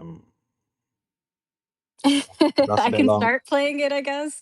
That's a bit long. Why don't you just tell me specifically what he said? So in the clip he shares that his speculation on where the he just said that he has a lot of questions, and then he stated that so they're talking about him, and the guy from the whatever podcast are talking about the video that they showed Tyler Robinson jumping off the roof. And so he said, "Where's the gun?" And then the guy from the whatever podcast was like, "Oh, didn't they find the gun?"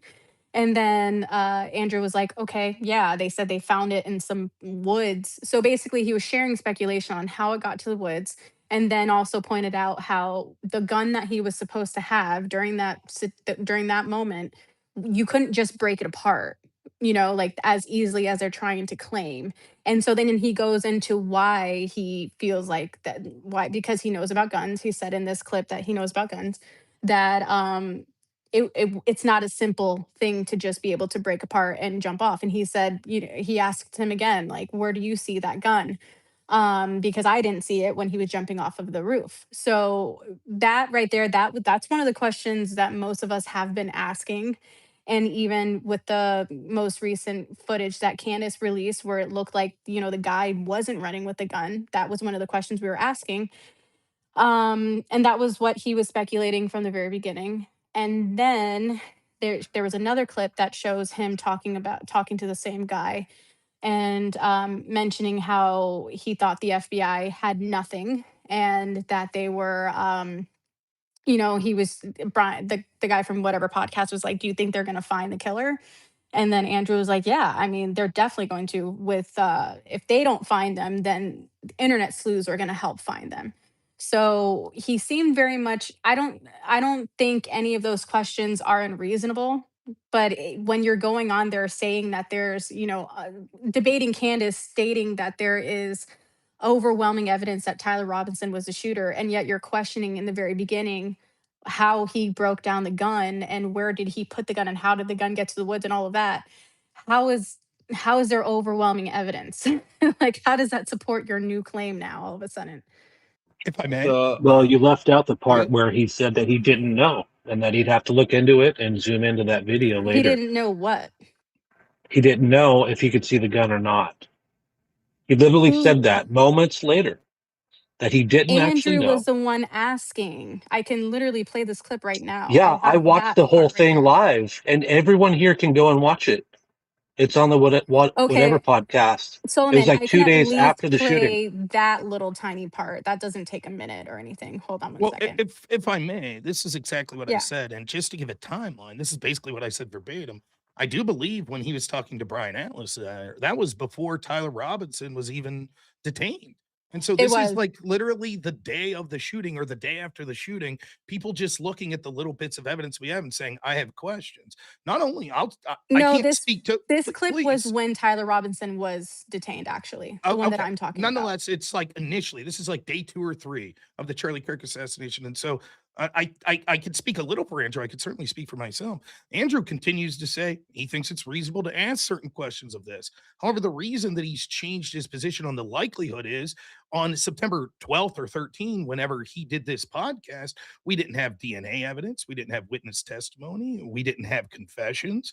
We didn't have the photographs, the video evidence that we saw more specifically of Tyler in what looks to be like Tyler in the sweat stairwell. We didn't have the claims from the people in the Discord that said that it looked like Tyler. We didn't have Lance Twiggs' testimony. We didn't have that allegedly the parents of Tyler Robinson. Rob, yes, we did actually. I'm sorry, I That's don't not mean true. to interrupt That's you. not true. I'm just trying to point it out. I'm looking at the image right now. And so That's if I not can true. find this clip and share it with you, I will. But what I'm looking at, it shows Andrew talking to the guy from whatever podcast, and on their screen, they're showing Tyler Robinson walking up the stairway. So yes, they are having Okay. a discussion about Yeah, that there's the initial specifically. videos. Just to be And just to be Brian clear, Atlas please, actually Yeah, but says that Rob you is can saying see we the didn't gun. have You any of can see the that. gun in his hand. just to be clear, then maybe there was like a little bit of what I'm talking about. Did we have All the of DNA? those things Like, were one by released during that okay, time. one by one. The DNA on they said that they had Tyler Robinson's DNA on the gun at that time. Go ahead. You're speculating. All I No. would say, Rob, all I would Why say can't you is answer that that just look question? at the clip before you start No. speculating that all of I these things I weren't released. Because right now, what you're doing is assuming, because it sounds better, that all of these things weren't released when he was having this conversation. But I if you look at the video that I'm talking about, you will see that they're talking about the video of him jumping off of the roof, and they're looking at images of him walking up the stairway, the things that you just said they didn't have. again, like Just don't speculate. I noticed that you cleverly deflected. You're speculating there. I You're did saying, not cleverly what are please, you talking about? if you'd You let me just made those assumptions. if you'd let me finish my point. Okay. I may have said they didn't have the pictures in the stairwell. Maybe they had that. I asked you specifically. Okay, let's go one by one. Did they have the DNA? And you seem You to didn't imply ask me specifically. You I made the just claims did. that I these said, things were let's not go. out. I just said one by one. Did they have the DNA on the gun at the time that Andrew made these statements? Listen, you're not Why can't you asking just me. answer? I'm not, That's the because second I'm time not I've asked. making Why the can't you claim just whether or answer? not these things Why were can't out. you? My Why only can't you claim, just answer that Rob, question? I don't my understand. only claim is that Andrew changed his stance clearly from this time. I don't care whether or not they had any of this evidence. What I'm trying to point out is that he debated Candace with this overwhelming evidence that Tyler Robertson is the shooter. What you're not going to do is trip me up on what I'm trying to say. I'm not trying to justify He anybody. debated I'm just Candace pointing 10 out months later Lazarus, when evidence please, changed. please, it Lazarus, if I doesn't may. matter. It if I still may, doesn't change the What do you fact mean that it he doesn't had a matter? view, right?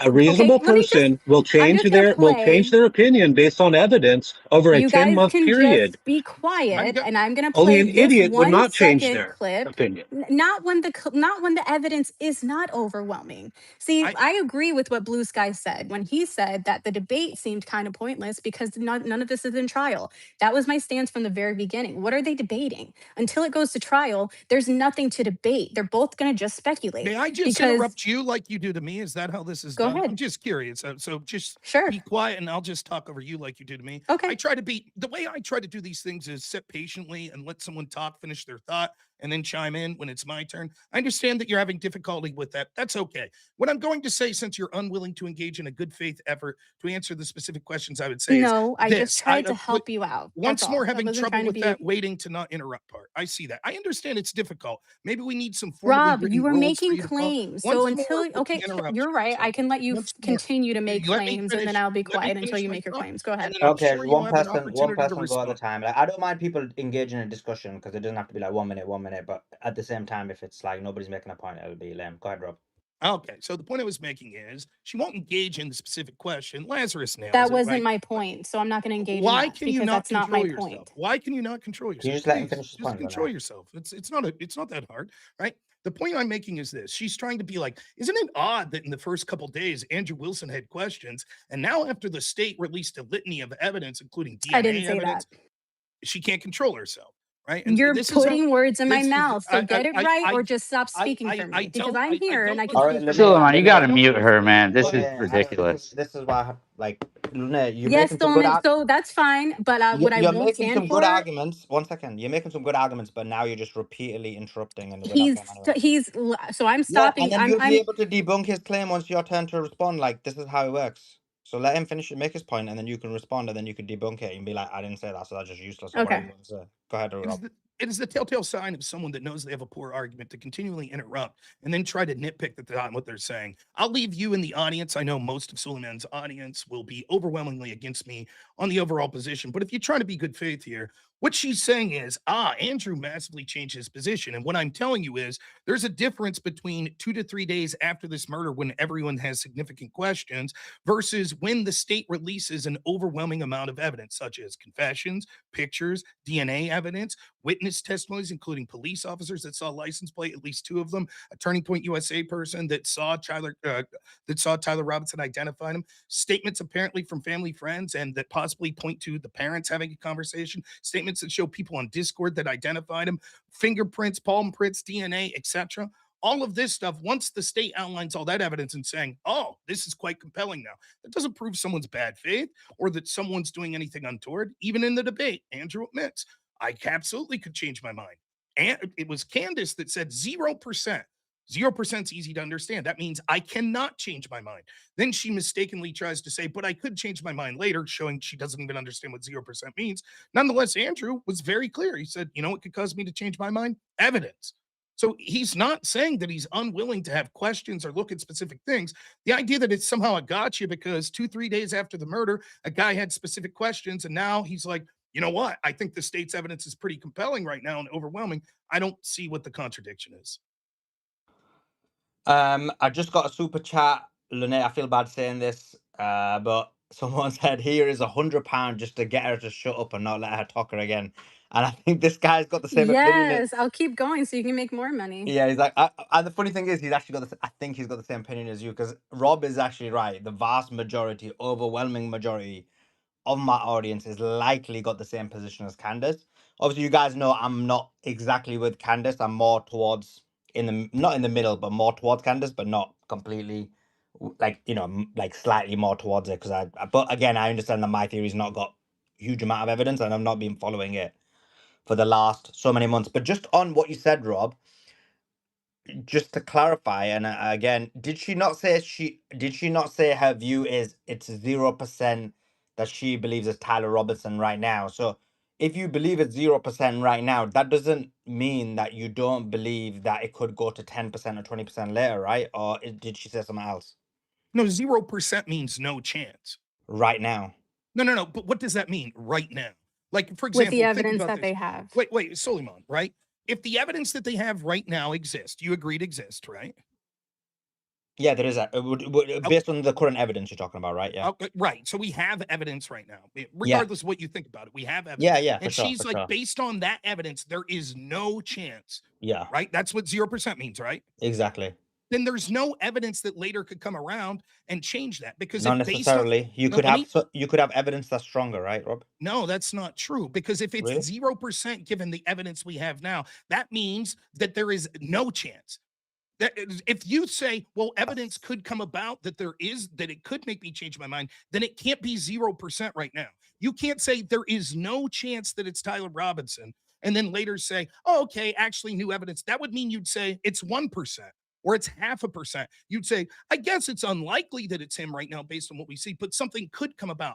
That can't be 0%. I don't agree. 0%. I understand logically the argument you're making. You're basically trying to say that you cannot be certain and Correct. then move away from certainty. But I actually Correct. disagree. You can logically move away from certainty. For example, you could be habitually certain about, for example, the existence of God. Certainty requires 100%. And then you could be, then you could then say, actually, now new evidence has come, or new belief has come, or whatever it may be. And now I'm not 100% anymore. Now I'm 98% or whatever. Now it's no longer certainty.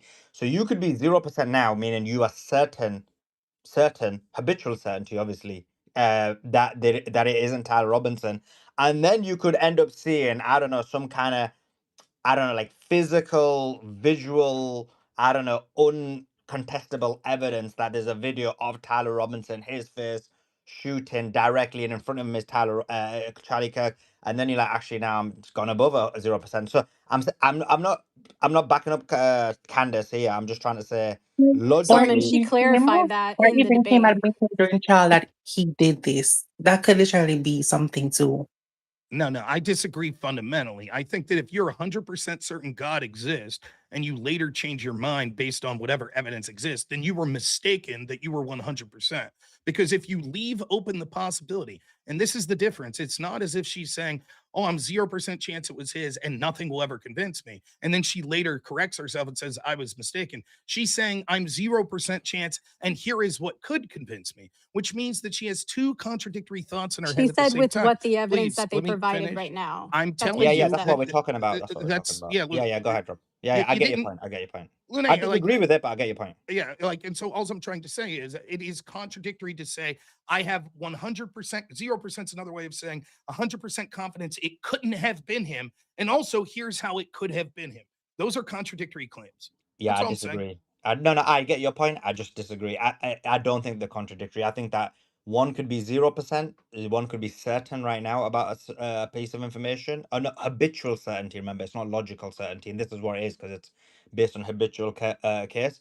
You could be habitual certain. For example, the idea of belief of God is based on certainty. For example, we believe that you need to be certain that there's a belief in God. If you're not certain, then you don't have actual true belief in God. And therefore, if someone then rejects the belief in God, they no longer have 100% certainty. Now they've changed from 100% to 97%.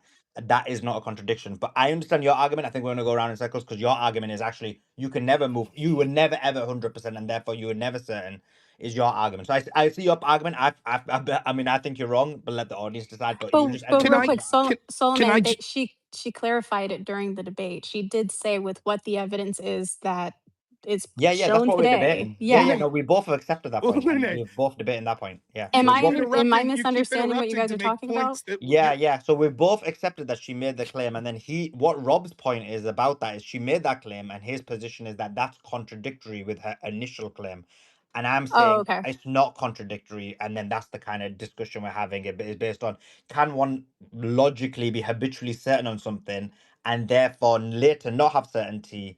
Rob's argument is then you were never certain in the first place, and I'm saying actually you could be I see. certain, I see. and then that's the argument. So yeah. if I could just have the real quick the last point. I obviously we disagree. Fine. I think I'll stand behind logically what that means. But I will say I find it ironic, not you particularly, Solomon, but the people that want to say overwhelming must mean more than 75 to 85%. And they'll hang their hat on. That's a reason Andrew Wilson lost the debate. That will be infinitely charitable about what 0% means. Overwhelming is a subjective term that could mean all sorts of things to different people. 0% is not subjective. The average person knows that 0% means no chance. And so the fact that we'll parse with Candace say, well, actually 0% could mean that there's a chance. But with Andrew, it's like, oh, there's no chance. Overwhelming could mean 75 to 85%. It just seems like some motivated reasoning for people that want to be Team Candace, that want to make those sorts of arguments usually. So Yeah. Anybody respond to that? Because I'm not Team Candace, so I'm just like No, because Renee, you're her biggest fan. Why don't you defend her? no, I'm just saying I do defend Candace because I think she's correct, but I'm just saying that you can be with what the evidence has been presented. He was 75 to 85% certain that their case it convicts Tyler Robinson, or suggests that he did it. And she's like, with the evidence presented, I'm 0%. So I get that. I'm not with what they've presented to me. I'm at 0% too. Right, because Rob, like Solomon's saying, if they ended up showing like during the trial or something the 4K imaging of Tyler, and you can see literally like you just know that he's the guy that pulled the trigger, you can see the gun, you can see all of that kind of stuff, and then Candace still says, I have 0% like I believe 0% that Tyler Robinson took the shot, then it's kind of like okay, like that would be enough evidence to convince anybody that Tyler Robinson did it. Do you see how that can I'll convince take someone I'll, otherwise? I'll take one more stab, and let me be clear. Like, I have my opinions on this. It's just sort of a tangential conversation, but happy to engage in it. What I'll say is 0% means it's impossible. So we have a bunch of evidence. We have the DNA evidence, we have the messages, etc. Right? You all know the evidence that we have, right? She's looking at that and says, I'm not convinced. I don't think it could be him. I think a charitable reading of that would say it's not convincing me. I have very low probability this is true. But the fact that I acknowledge that evidence may exist that would cause me to change my mind means that I can't say that it's impossible that it was him. And if I can't say it's impossible that it was him, I can't see 0%. And I think what happens is us on our side, and because we're not hyperbolic and we actually understand like how probability and things like that work, it's actually to our disadvantage, because to a lay audience, they might say, well, one side's 100% convinced it couldn't have been Tyler Robinson, whereas the other side's only 85%. But that's because we're acknowledging like, hey, we're willing to accept new evidence could arise. Right now, the evidence looks like it's him. It looks pretty compelling, but anything could happen. There could be other evidence that arises. So we say something like 85%. I suppose if we wanted to be like you, we'll say we're 100% as confident that's him, but a bunch of evidence could come across that would change our mind. You would rightfully be like, well, then how could you be 100% confident that it's him?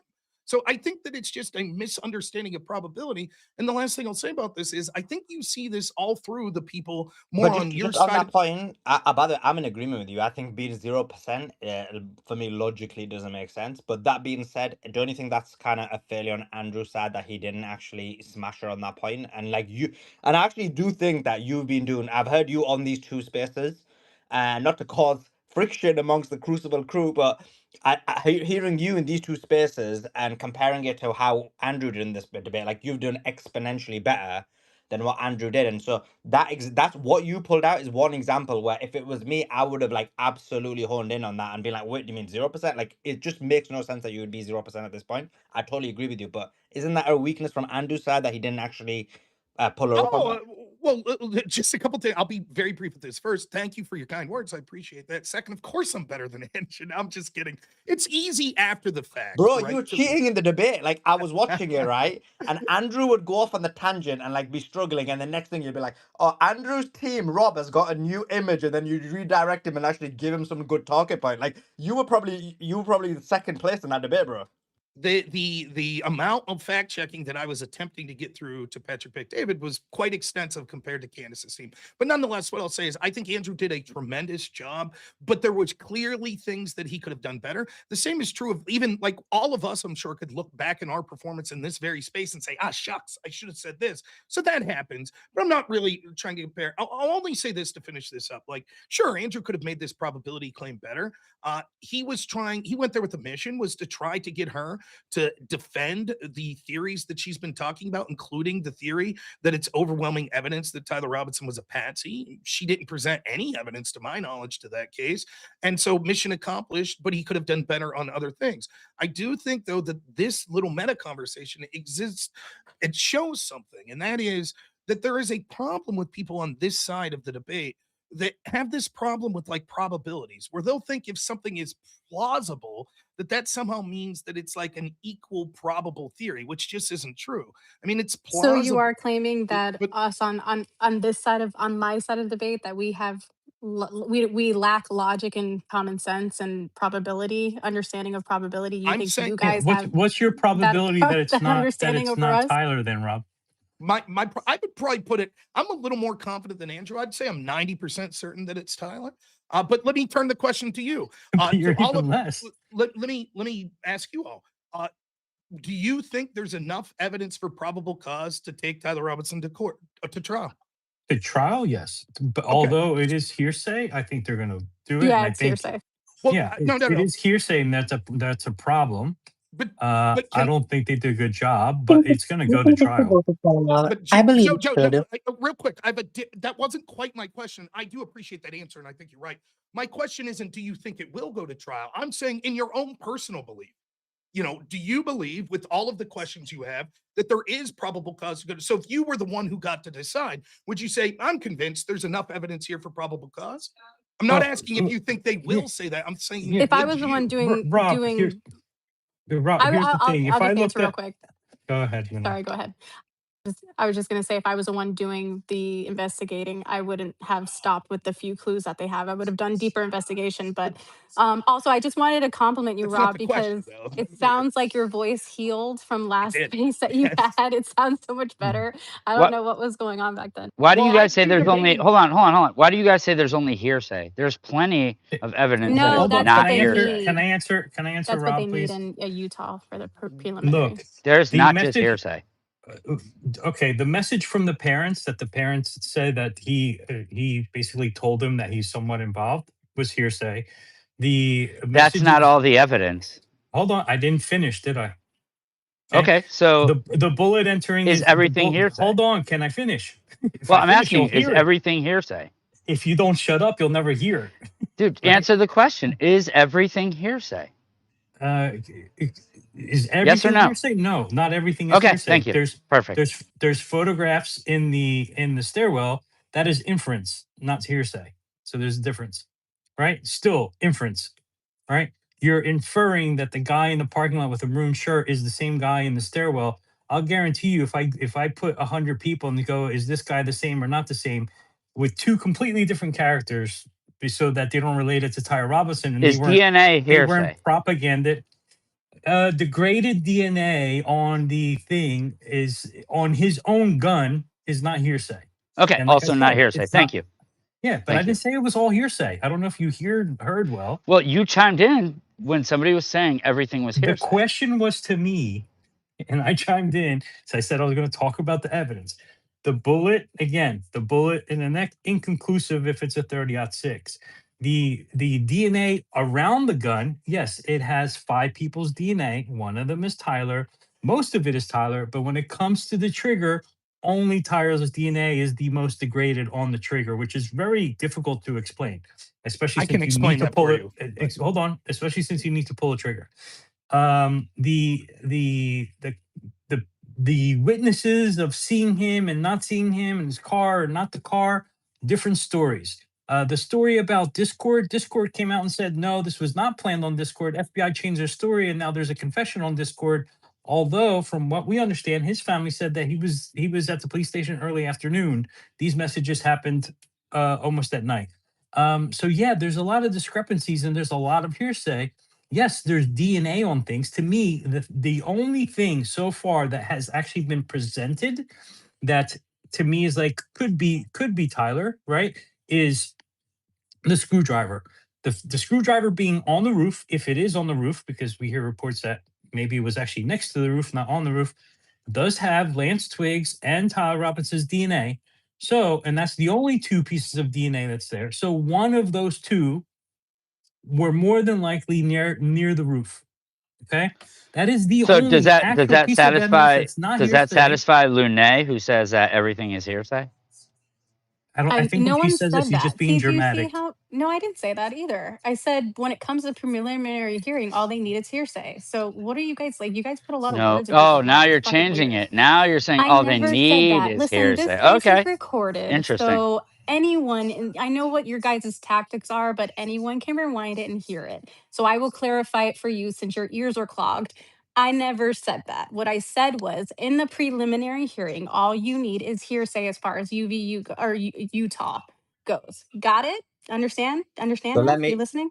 A bit of a smash there. Okay, so If I can real quick, Joe, I just just before you wanted go, to Rob, sure, I'm 1 sorry. second, just literally 1 second. I want to thank Joe for the super chat, $20 super chat. He said, "I like Lune. She stays cheese," and he gave a $20 cheese. It's cheese is the place to be now, guys. You can give your best creator cheeses no matter what platform they're on, and the creator gets most of it. Like, you know, like YouTube right now, for example, Trader sent me £100.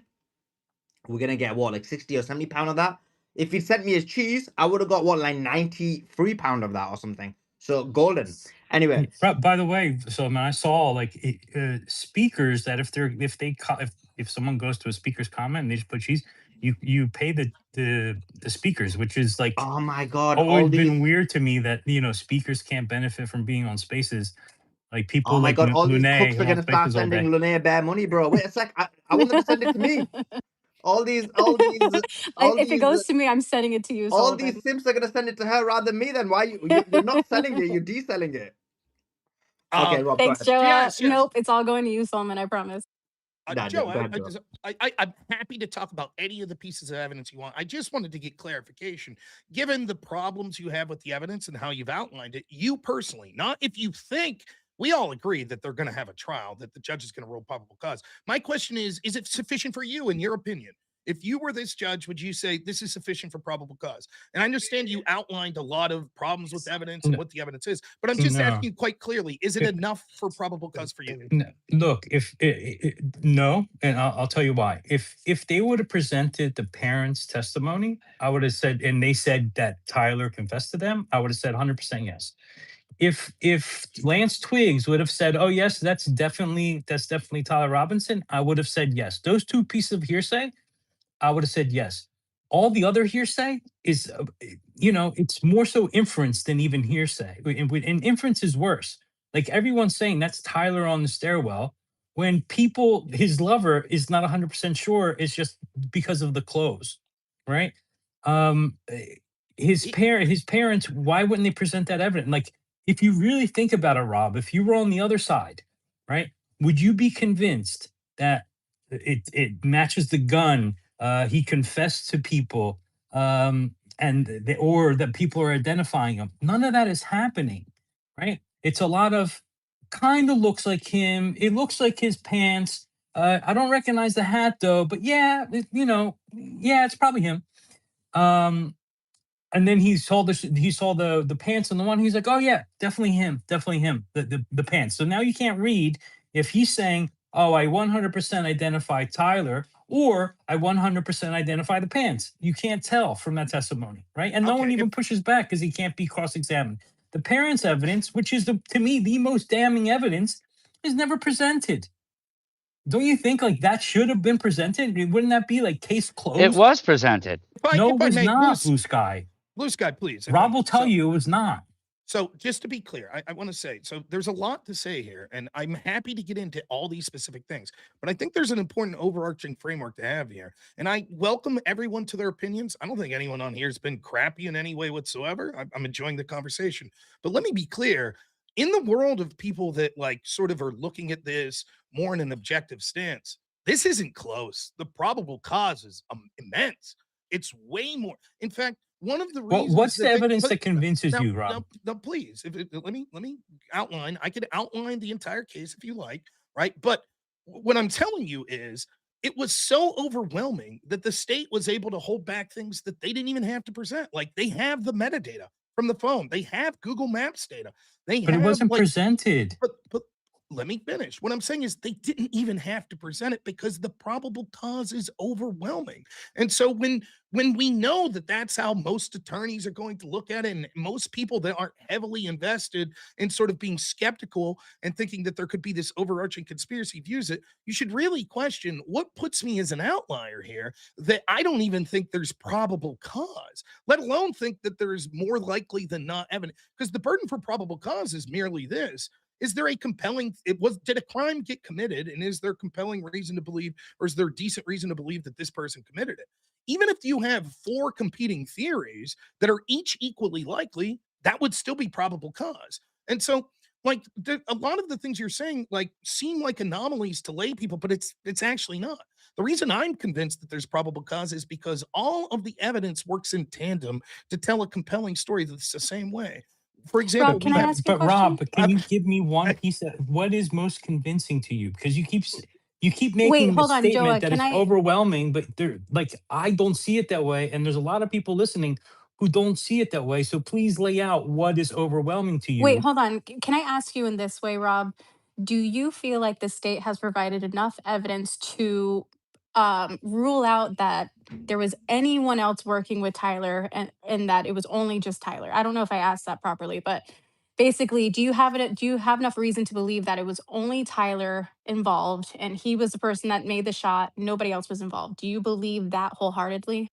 I believe that it's most likely the case that it was only Tyler, but it's not the state even attempting to provide that. So Fake there's so many. news. So that Please, that was actually the please. reason why I Oh asked my that goodness. question. The reason why I Okay. asked that Oh question, my Rob, is goodness. because It- the a state bit did absurd not here. bother. Wait.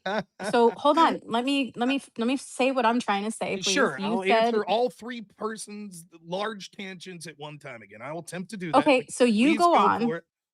I'm just trying to follow up with why What I you asked it's a you that. fundamental misunderstanding of our legal system. It has never been the intent of the state when prosecuting someone to have to affirmatively prove that there was no one else that was involved. For example, the state may well charge someone tomorrow and say, "We think this person helped provide ammunition to Tyler Robinson or helped convince Tyler Robinson to kill."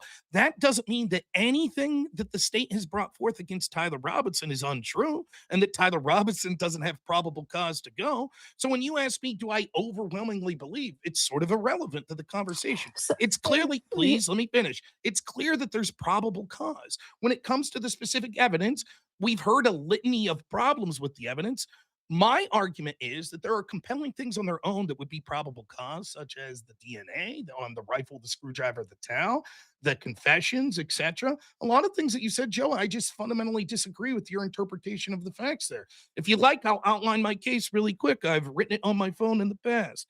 They have him on video in the garage, moving across campus, coming back to campus with a hoodie, But with a you stiff. don't know him, Please, Rob. No one please, has please. no one. I, Yeah, again, after if you I go can, after you each went one. through.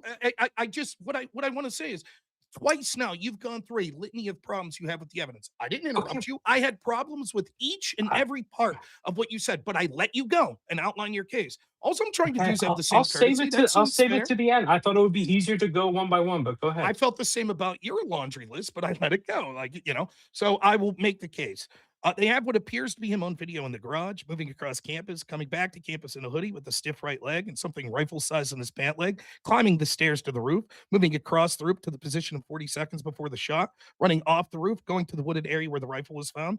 The video we haven't seen of him going to scope out the wooded area before the shooting. Officers ID'd him from the footage. So did Lance Twiggs, and said it was him in the footage, and he turned himself in. Plus, his car is distinctive and they ran its place. It was on campus in the AM and then the morning of the 11th, where he was trying to get the rifle. He confessed through text messages, Discord, and a goodbye note. Also, the parents, though we haven't seen them in court, said in the charging documents that they had these conversations where he basically confessed. He also turned himself in. Confessions contain key details, which likely means they're true, such as what the rifle was, the engravings were on the bullet, the location of the drop site, etc. Lance Twiggs testified and verified that the messages and gave testimony regarding Tyler Robinson, saying he did it. The DNA on the rifle, the towel, the screwdriver, and the roof all belonged to Tyler Robinson. The tool used to engrave the bullets was loaned to Tyler Robinson by Lance Twiggs. The test engraved round in Tyler Robinson's home on targets he was firing on, 30-06 soft points, consistent with the ballistic report that it was a 30 cal that killed Charlie Kirk, and the medical examiner's report to the extent we've seen it, that it fragmented, hit his neck and spine. We have testimony of officers and medical examiners consistent with the angle of the bullet location in the shot. We have people like someone from Turning Point USA that said that he recognized him. We have people in the Discord that said that the pictures looked like Charlie Kirk.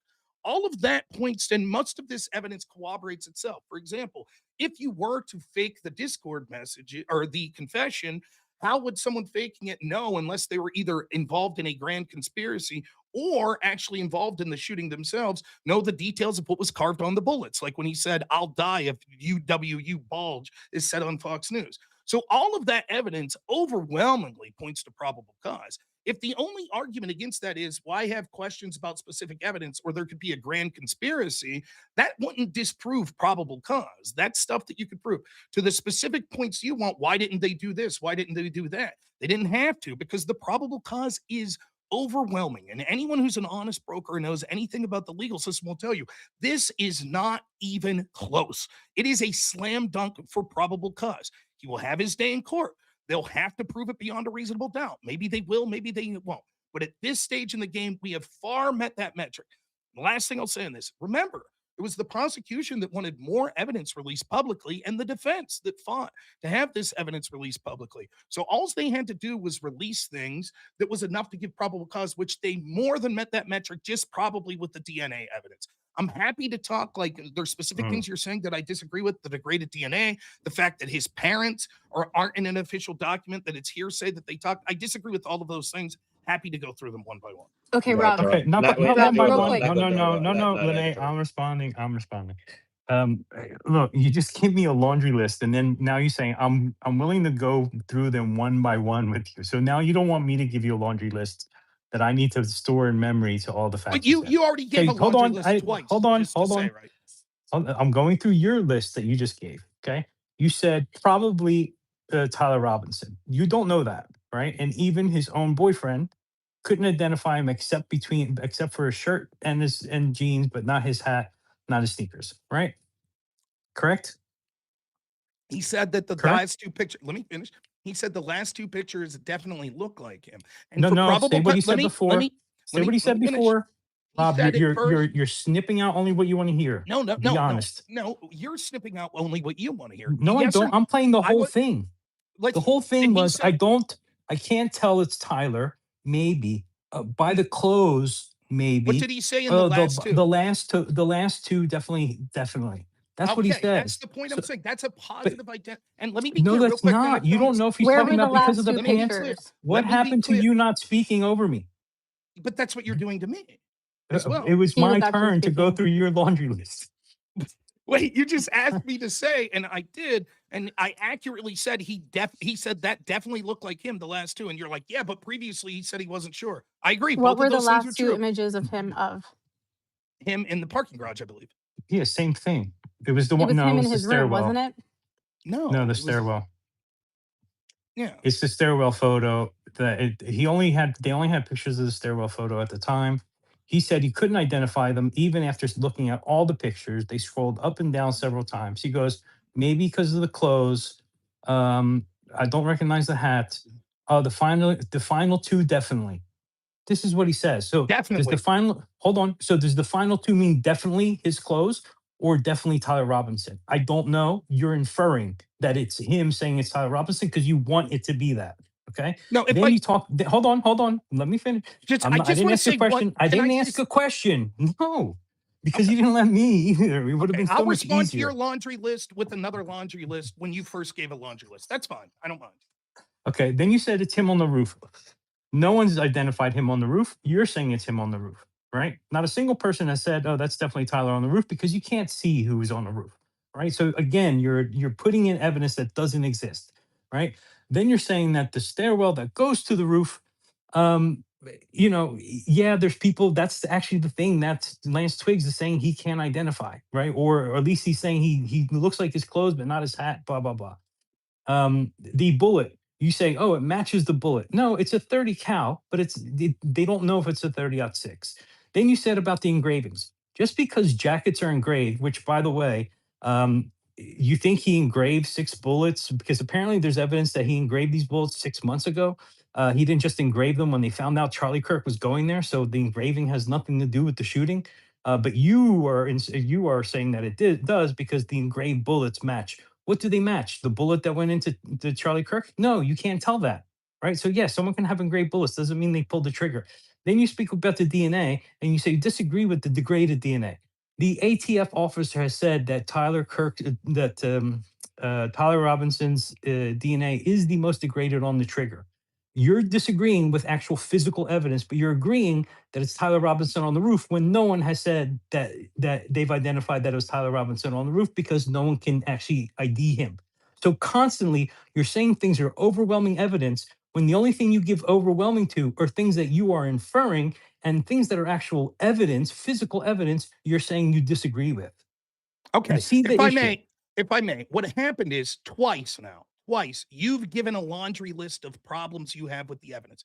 Twice. I sat back quietly. You would give that list, then 3 or 4 other speakers would talk. I didn't respond to that list. Then you did that once. Then again, you gave a laundry list. I said, allow me to give the counter laundry list to the evidence. Then you were like, What? well, in No, it response didn't. to you, That did let not me finish. happen. Please, why are you so bad at this, Lune? Because it Thank you, didn't Joe, for sitting. happen. Why would you lie? Lune, That is let Rob exactly go. what it. That is Lune, please let Rob exactly go. what happened. She is right, though. That definitely didn't happen. I responded to your laundry.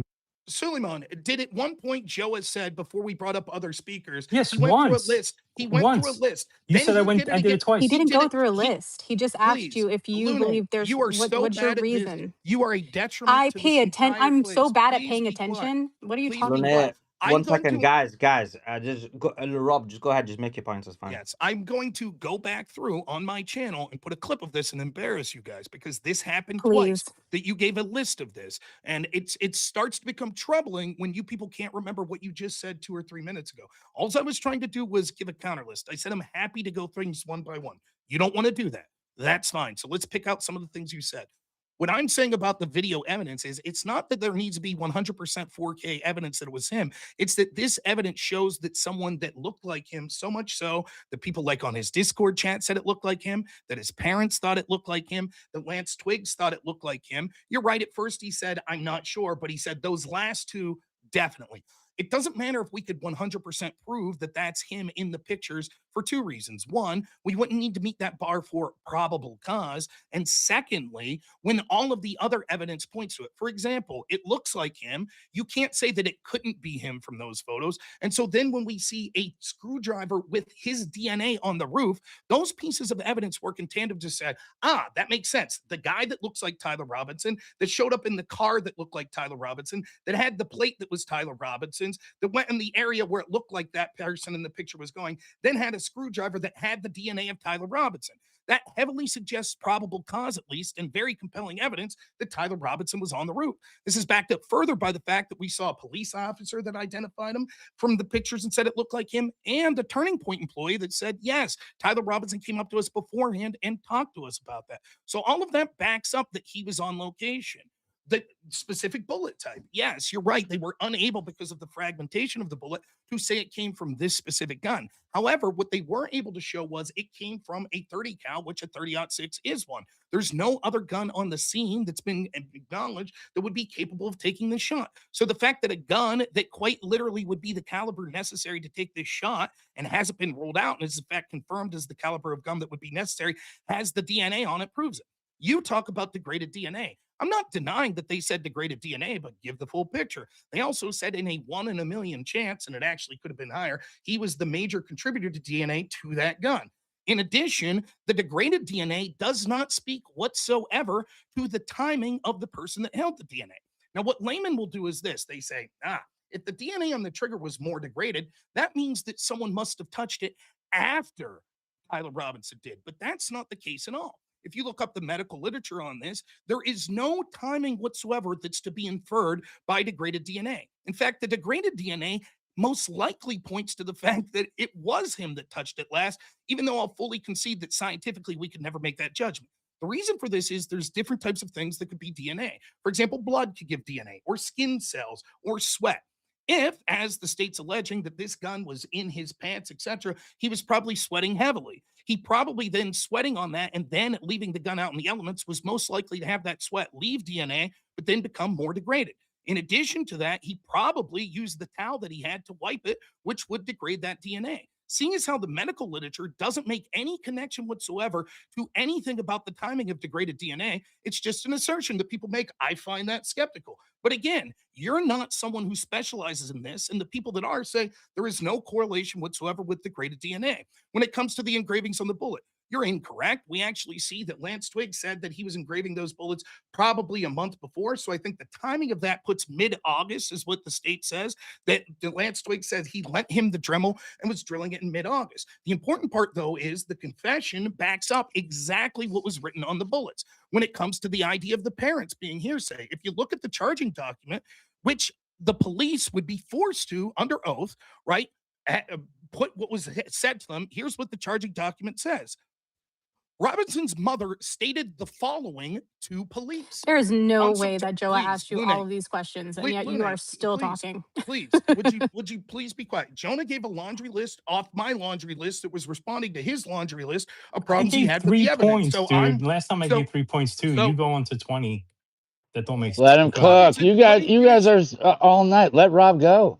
No, what do you mean? 1 second. Guys, honestly, this is getting really boring. I was going to let Rob finish and then I was going to go 1-to-1 point, but it is going on for a while. It's just getting so boring. Like, I get, Rob, I don't disagree with your point. I don't disagree with your argument, but it's really getting boring. Let's take 1 point at a time. So that's what I wanted to do, but yeah, let's do it now.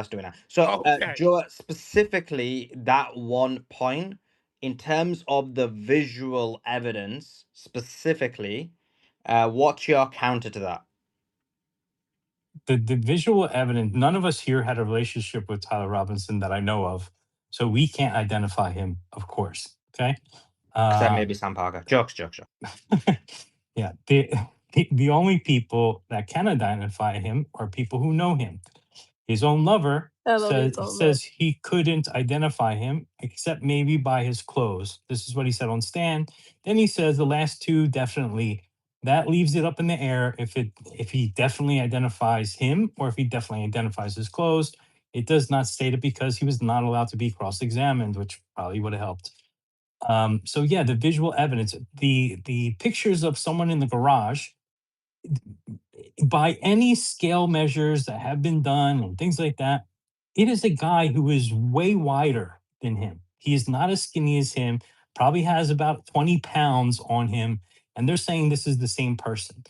The person on the roof, you can't tell who it is, right? It looks like a black figure, right? Not a black person, but it's just like a shadow of a figure. You can't see who it is, so you can't identify that.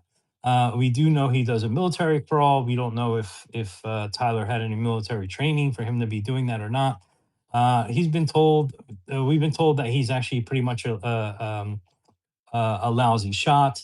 Even the prosecution is now saying that Tyler Robinson was a lousy I shot. thought we were doing 1-to-1. Just saying. Now He we're moving asked- on he- to his he- shot, not just He said the pictures. visual. He said, yeah, okay, you're right about the visual Yeah, evidence. just keep Sorry. it to the visual. Just keep it to Yeah. the visual, guys, I please. gave the Honestly, it's argument. gonna get really boring because, like, Yeah, I gave I'm the already evidence about the like getting visual. bored, and I'm like, just let in the space. So just keep it 1-to-1. Yeah, Yeah, I this- don't mind if I could respond to this. I don't mind keeping it 1-to-1. Just to be fair, so everyone understands, most of this is me arguing with several people. I'm just trying to get equal time and equal chance to outline the alternative theory, which I assume most of your audience wants to hear, because they've probably heard that side. So that's all. I'm happy to do 1-to-1. Like, when it comes to this, there's a few fundamental things that aren't being addressed. One, it doesn't have to be definitively conclusive when this photographic evidence is matching with the other evidence. That would be enough for probable cause and to point likely to this.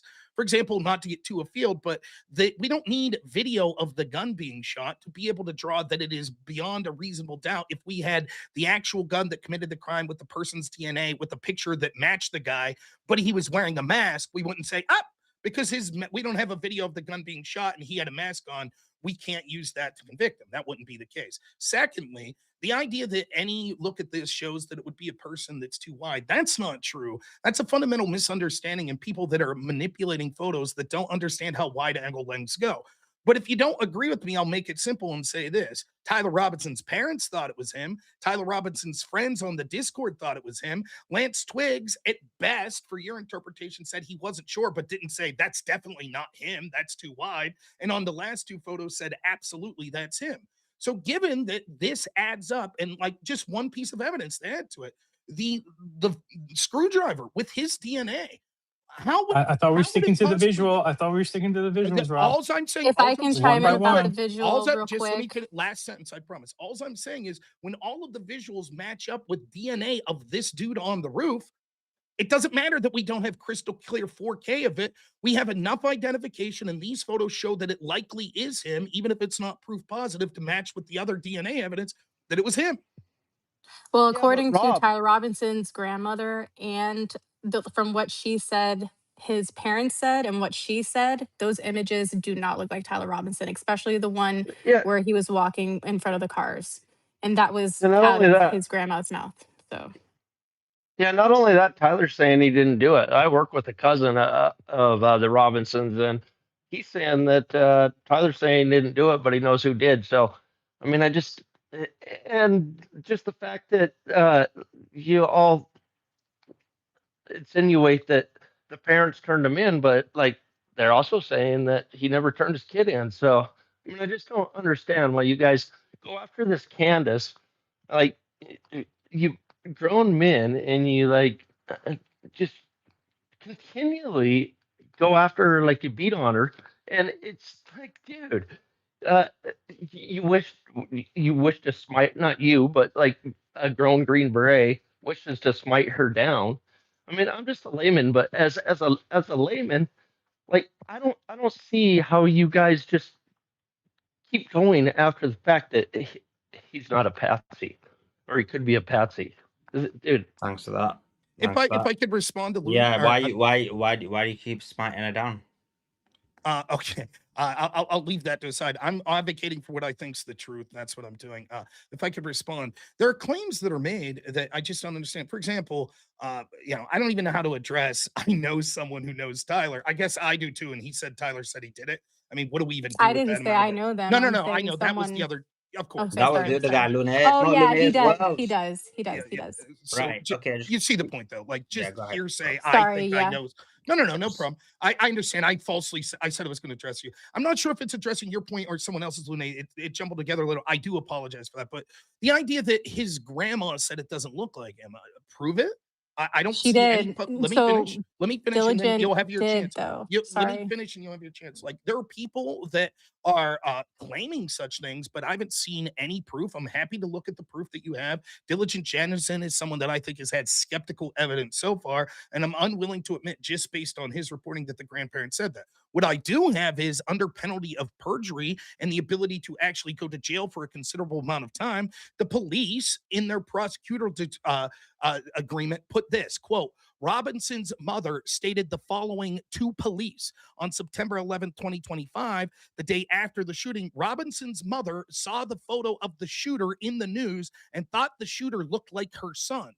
They then go on to explain that she said to them that the father also thought that it looked like the son. So on one hand, we have Diligent Denizen saying, trust me, bro, even though there hasn't been a public statement. The grandparents said the parents don't believe that it looks like him. On the other hand, the official charging documents say that the parents said to police that it looks like him. And if we're trying to figure out a tie for some reason that we think that those two are equal evidence, we'll consider this. Why would the parents not have testified on the behalf of the defense and said, this is all garbage, this is made up, the police are lying in their charging documents, we never said this to them? Why would the defense not bring this up? Why wouldn't the parents not be going to the press right now if the defense didn't bring it up and say, this is an absolute lie, we never said this? How would it even make sense that they were involved with turning in Tyler Robinson, or Tyler Robinson would have been turned in?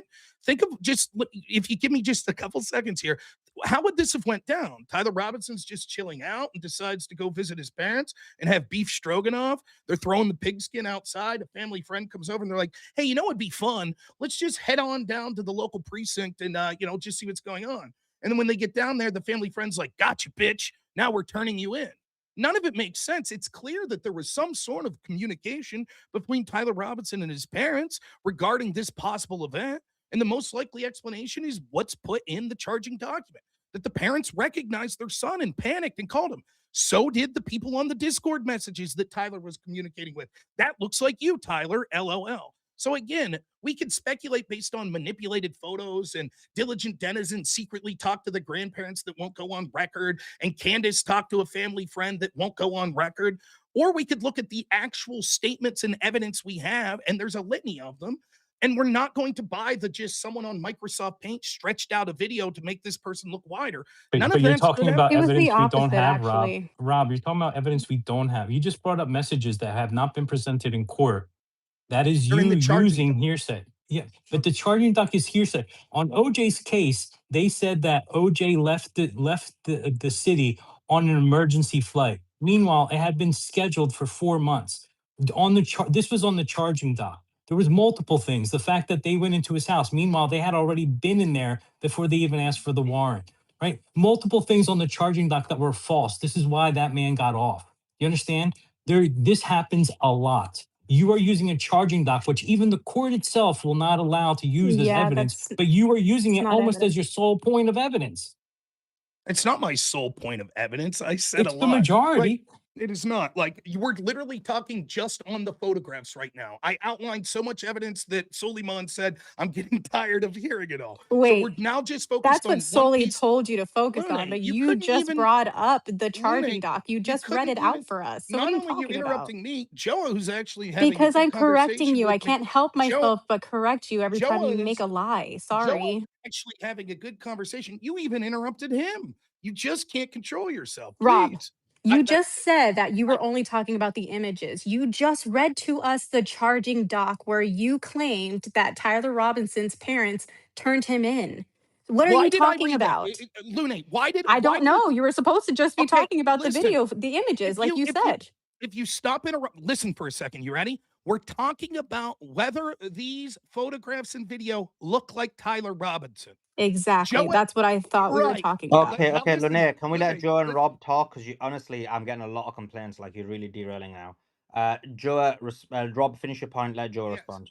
Lune, the reason I brought it up, I said Don't mention the name, please. We're even just his parents think that it was him. Even the people on the Discord. We are talking about the charging document in the context of, are these photographs him? Here is evidence from people in the charging document saying, yes, it looks like him. So please, Lune, if you can't follow the conversation, please stop interrupting. Now, to the point you're making, Joa, yes, it could be true that things in the charging document could be erroneous, but the reason that in other cases that's been proven is, are you ready? Because the defense brought those arguments up. The defense absolutely definitively knows that this conversation happened between Tyler Robinson and his parents. It absolutely did. They know it. That's why the defense isn't standing up saying, no, the charging document's false. No, this doesn't look like him. They don't want the prosecution will, if necessary, subpoena the parents. They're going to threaten to put them in prison if they don't testify because the parents probably won't want to testify against their own child and possibly send him to the death sentence. But the prosecution is likely, if they feel it's necessary, and they may not because the evidence is overwhelming, but they're likely to force them under penalty of going to prison to testify. And I am very sure that what they're going to testify is, yeah, we had a conversation because we were like, that could be our son. That looks like him.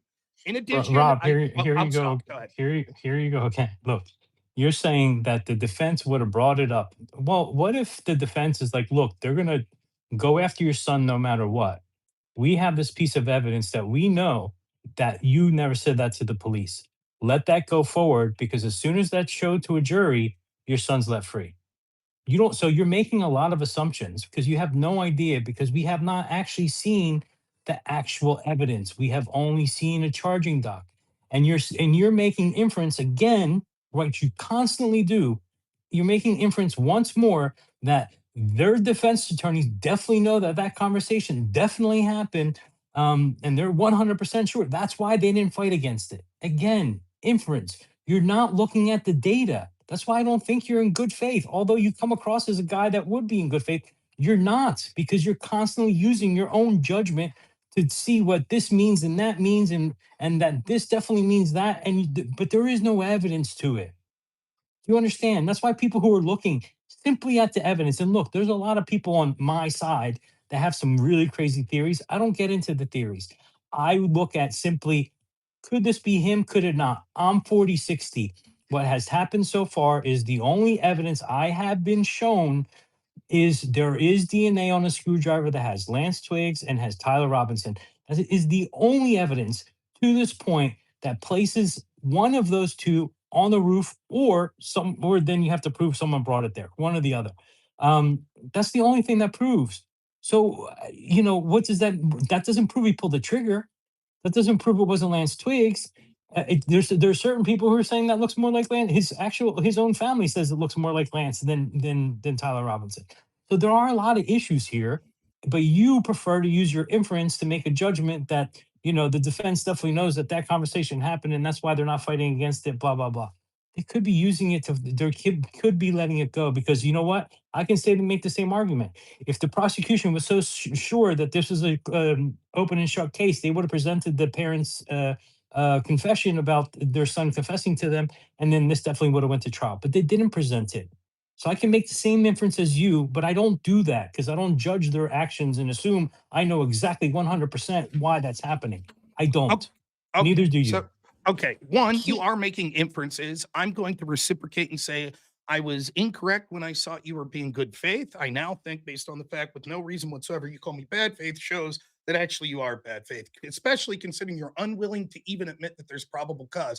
Given that you just said that you're 40-60, that it was Tyler Robinson. Now, the percentage that you would need to be likely for probable cause is under that 40-60 or whatever it is you'd suggest. So the fact that you're unwilling to say that there's even probable cause to have a hearing shows that you have motivated reason to not want Tyler Robinson to even face a trial for his crimes.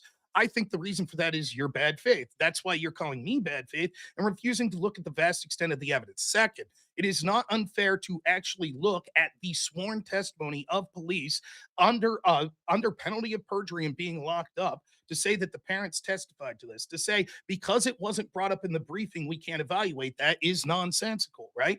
Third, I'll have to look specifically whether the briefing talked about the Discord messages that identified him, but we at least have the positive identification for Lance Twiggs. Fourth, goes in combination with other things we saw like the DNA. And the last thing I'll say is, wasn't it you that was talking about like, oh, well, my inference is that it's too wide. The footage would be it's too wide of a person. How is this not you making an inference as well? It's absurd. What I'm doing is drawing the most likely conclusion to say that there's probable cause to get to this. You're correct that the defense wouldn't necessarily have to bring up every piece of evidence, but think of what you're implying here. Well, it could be the defense absolutely has smoking gun evidence that the police lied, that the parents never said this.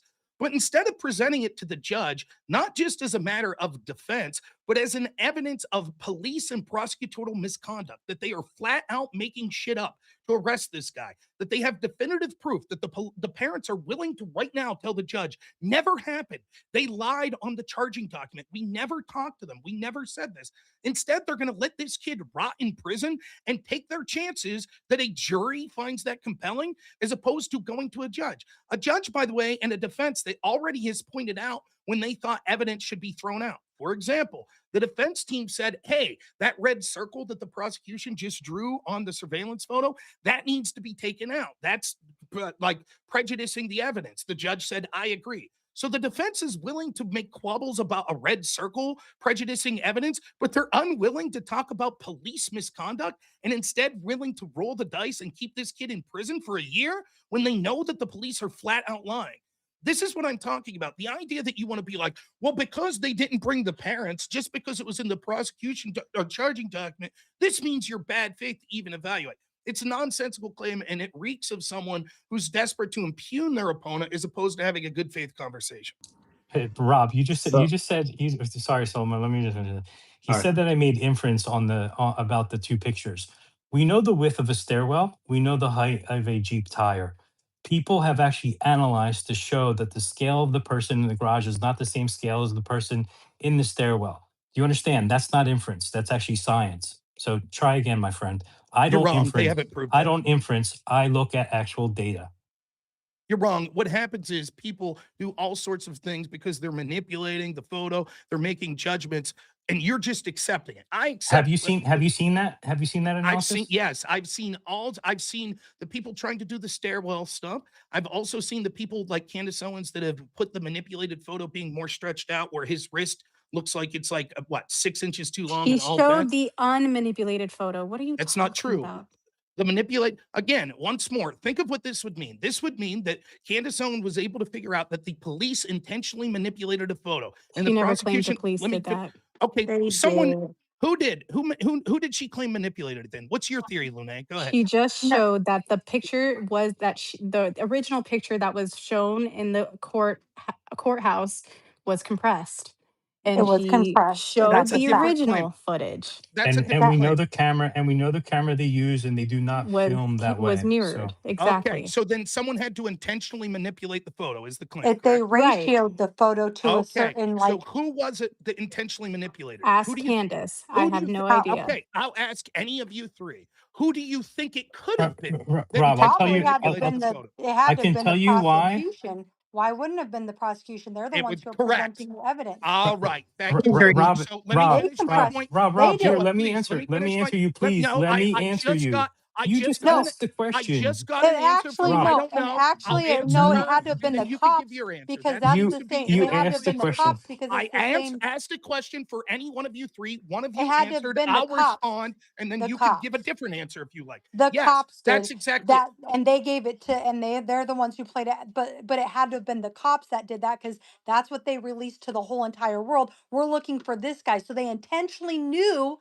they were releasing to the whole world a very compressed thing. Well, this is a skinny kid with brown hair with this supposed 30-06, and how come nobody's talking about the fact that when they found this supposed 30-06 in the Here we woods, go off right, to a that different the topic. screwdriver was right next to that, according to CNN. They said that they had just gotten that the screwdriver was there. So let's go back to that day too, because everybody Real keeps quick, can talking I about just the ask screwdriver Solomon in Oh the my room. something? goodness! Real Oh my quick. goodness! Go Solomon, But ahead. but Go All ahead. right. they compressed the Okay. videos. They compressed Soli, the real quick. videos very Uh, early on. uh, They compressed the okay. Yeah, okay, videos okay. very Let's I get don't early know. I got your on. point. I seven got people. your point. Okay, one second, Soli, can I guys. ask Let's you go a on. question real quick? Do you know Yeah. who British Tweet and R is? British what? British Tweet and R. He said you know who he is. British tweet and R. Yeah. I don't know what you're talking about. He's in the request. He said you know Oh, who he is. thanks so much for Okay, that. Now, if Sorry, I could guys. say to answer this, yes, go that's on. exactly the claim that police or prosecution would have been the ones that had to intentionally manipulate this. The claim is not that they're making, well, this is the unaltered footage that this type of surveillance camera would have. It's a wide angle lens that has sort of a fisheye effect. That's not the claim. The claim is this was intentionally manipulated. So obviously, so the internet sleuths were able to figure it out. This means one of two things. Either A, the defense is grossly incompetent and was incapable of finding out what you all were able to find out online with just simple your knowledge, or B, that the defense knows that it's a slam dunk case of prosecutorial misconduct. The defense spoke up when they thought that the prosecution was manipulating photos by putting red circles on it. The judge agreed and removed that evidence. But for some reason, the defense is allowing their client to rot in jail and the prosecution to fabricate evidence and not speaking up. That's absolute Okay, lunacy. There's no, Rob, why would they look, do that? I was 50-50, okay, very early on. Okay. What happened was when he was presented in court to receive his charges, and we were live on Suleiman's space, okay, watching this. I was not watching Suleiman's stream. I was watching the actual No. live feed from the courtroom. Okay.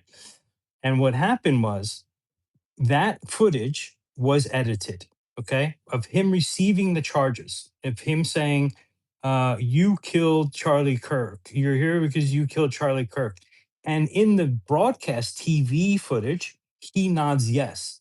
In the live feed from the courtroom, he doesn't nod yes until afterwards, which means I acknowledge receiving your statement, not I concur that I killed Charlie Kirk. So even from the very beginning, I'm like, and this is coming from someone who's been in advertising for 30 years, has done live commercial broadcasts across all of all the US, and know exactly how broadcast works. As a There TED is no Talk. way, there is no way in the world that that footage was not edited when it's a live, like, there should be a delay, a 3-minute delay from hearing the charges and seeing the video, but not him nodding at a completely different point in time hearing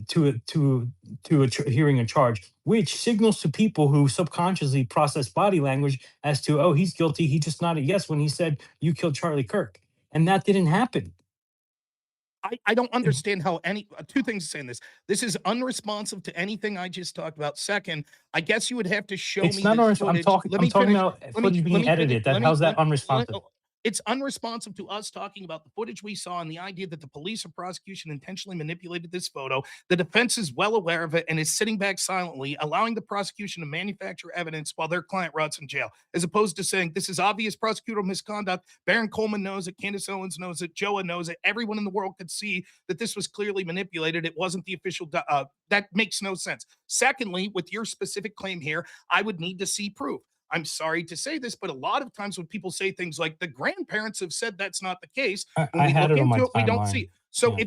if you could just DM me the timeline. I believe your claim is this, that the someone at Court TV. I followed you. Follow me back, and I'll look for it. I'll send it to you. Okay. So just to be clear, your argument is the network that was broadcasting this, Court TV or whatever it was. Networks. Okay. The networks So there's someone between the feed and the networks. Okay. So just to be clear, in real time, they were able to intentionally live have a delay of the visual to the audio, intentionally to have him nodding yes at the exact same time that the prosecution or the judge said, did you commit this crime? So in real time, they were able to be like, we'll need to slow this down exactly 1 minute and 27 seconds. And they were able to accomplish that in real time.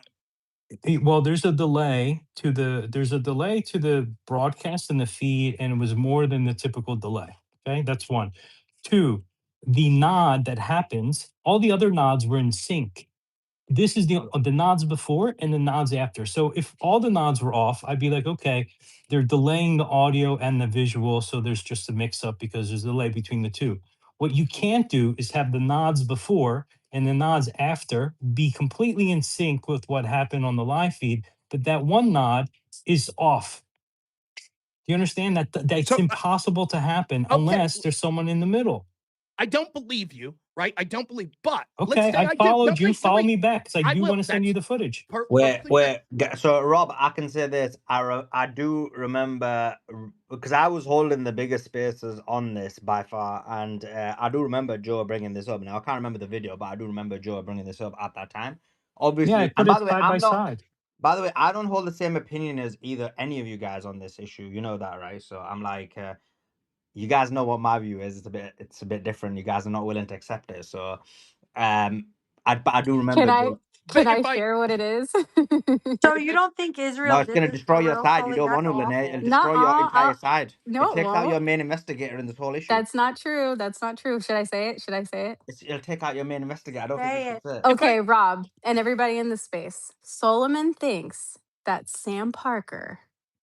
Should I say the rest? Should I say the rest or should I not? I'll say it myself. Okay, you say it. You say it. So I think and I'm just asking questions, and you know, Rob, it's good to ask questions. So I do think one of the main investigators on Candace's side may have been an accomplice in the murder of Charlie Kirk. And one such person, I'm just asking questions because I think it's fair to ask questions. This is what I've been taught by the Candace group. That, you know, Tyler Robinson's a Mormon, Lance Twiggs is a Mormon, Sam Parker is a Mormon. Sam Parker's only 20 minutes away from the assassination. He disappears the whole day. He comes back and he puts and then he puts out a tweet and he doesn't even mention Charlie Kirk, the biggest assassination we've ever done. I had a space, I had like 20,000 people, I believe, live, and he doesn't even mention it. So I think the Candace crew are hiding something here, and they've got some questions. We all know it. We're just covering it up. Yeah, I actually think you guys are covering it up. Yeah, I guess we can talk about that. So that's and we know the Mormon mafia is involved she was for being sure. searched We in never said Israel they as well, weren't. and the Google Trend search is evidence. Okay, if I could just respond to Joa's claim here real quick. I just want to Wait, you don't think it was Sam Parker? No, the Mormon I mafia have is nothing. so I have nothing involved. if I could respond to Joa's claim, right? Like, take this seriously. One of the problems. Wait, I'm serious. What are you talking about? Yeah, He's this is believed this serious. since day uno, my friend. Okay, I will address Sam Parker in a second when I address Joa's claim here, right? All right, if that's what you guys want to do, no problem. I could do that. To address Joa's specific claim here, one of the problems we see is when the explanation is, well, there have to be, it's not a mistake. It's not that police or someone made a mistake. It is that there's intentional malfeasance from people in positions of power to frame Tyler Robinson, you start to see that the amount of people in different groups that would be necessary to do this becomes almost laughable. In this instance, it appears to me that Joa is claiming that someone at the networks is involved in an intentional conspiracy to subtly make the public think that Tyler Robinson is guilty by an impeccable amount of skill, seeing that there's some slight delay, being able to intentionally manipulate audio and visual data to almost in real time, sans whatever minor delay there is, make the video disperse in a way that makes him nod at exactly the same time that he's being asked. So this cover up runs so deep that someone at the networks or some middleman is involved in just the most subtle way of just, we'll give the perception he's guilty by manipulating this video to make it look like he nods yes. That'll be the slam dunk we need. That's how deep this conspiracy runs. It's lunacy. It gets to the point of just like incredulity that it's like, I can't believe that people actually believe this. It couldn't be some minor error. It couldn't be the feed you were watching had some sort of weird delay at that moment. It couldn't be that you're just mistaken. And that once I see the video you show, it's going to be like, actually, that's not what it shows at all. You were mistaken about that. Nope. It has to be that some high level official at network television is involved. And imagine this. Now there's proof that this dude's involved so that dudes like you, Joe, could figure it out. And now this person will be implicated in the cover up of a murder, of an assassination. And what did he get out of it, whoever this person was? A slight nod in an imperceptible time in a hope that that would convince people that Tyler Robinson did it? Why would they even give a shit? All they care about is if this dude ends up in jail or not. None of this makes any sense, and it looks like absolute silliness from anyone who's looking at this from an objective standard. Did Rob, did I not say someone between the live broadcast and the network? So why are you inferring that I said it's someone at a network to make it Okay. seem bad? So like you're not being like once again, you're not being an honest actor because I Wait, whoa, whoa, whoa, literally whoa, whoa, whoa. repeated Who it would 3 that times. person be? That's not difficult to do. These are done by satellite. So someone manipulated satellite data. It wasn't someone at the network. It was someone that had the ability to manipulate multiple Yes, network if satellites. Multiple.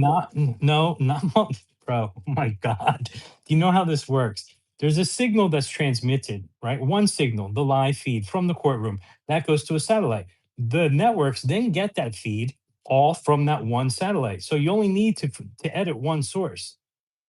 Okay, who Right. could do that? It would have to be like a high, powerful person, like I a don't know. hacker I think or a someone that government pulls off. official. I think someone who pulls off a murder like JFK or Charlie Kirk or who I think it is, and I don't even want to. I don't want to say. Well, I'll say. I think it's more likely the government than anything else because he would have got people in an uproar about Iran. Israeli government, you mean, Joe?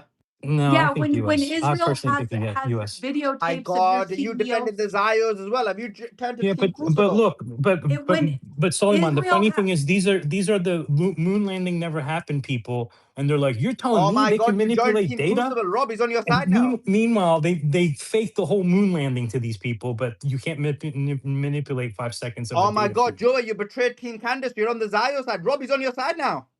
Yeah. Hey, Joe, just send me that in my DMs. I followed you back. I'll just say this is even worse. I could believe more that someone at a network could do this. A government official. I mean, again, how long? Just answer quickly, please. Like, what do you think the delay would be? How much time would they have to set this up? It's not different. It's 5. You put an extra repeat in a signal, and then you turn back on the live feed because he was so still that it'd be so easy. It's so easy to do. No. But I'm saying these officials, whoever they would be that manipulated these satellites, they would have to be watching a live feed in order to time this up, correct? Well, it does go through a government satellite. It is a Oh, government building that is but transmitting to a government fair satellite that enough. the networks But connect to. that's not the question. Oh I yeah, asked. Joe, They would isn't have to your be theory watching. that it was JD Vance, or is that somebody else? No, wait. Let me seriously. Your theory would have to be they're watching a live feed, correct? Who's watching a live feed? Whoever these officials are that are going to then manipulate the satellite data to make it look like he nodded at that exact time. They had to be watching a feed to be able Yeah, to know. there was something definitely between the broadcast from the courtroom. The problem is the broadcast from the courtroom was also transmitted by internet, And on the internet, that doesn't go to the satellite. That goes to the internet. Problem is, Gotcha. broadcast network can't pick up the internet signal and use that because that would degrade the data, But the degrade the question, visual. but the question I'm asking you, Joe, is so they had to be watching a feed. You just a simple. They had to watch something to know to manipulate it. Correct? Yeah, I mean, they Okay. know he's My going to court. Yeah. my question is based on your expertise that you're claiming. That feed that they're watching, what sort of delay would there be? Like, is it like because when I'm watching like the Olympics or something, there's like some It's sort seconds. of delay. It's Seconds. So like 2 or 3 seconds.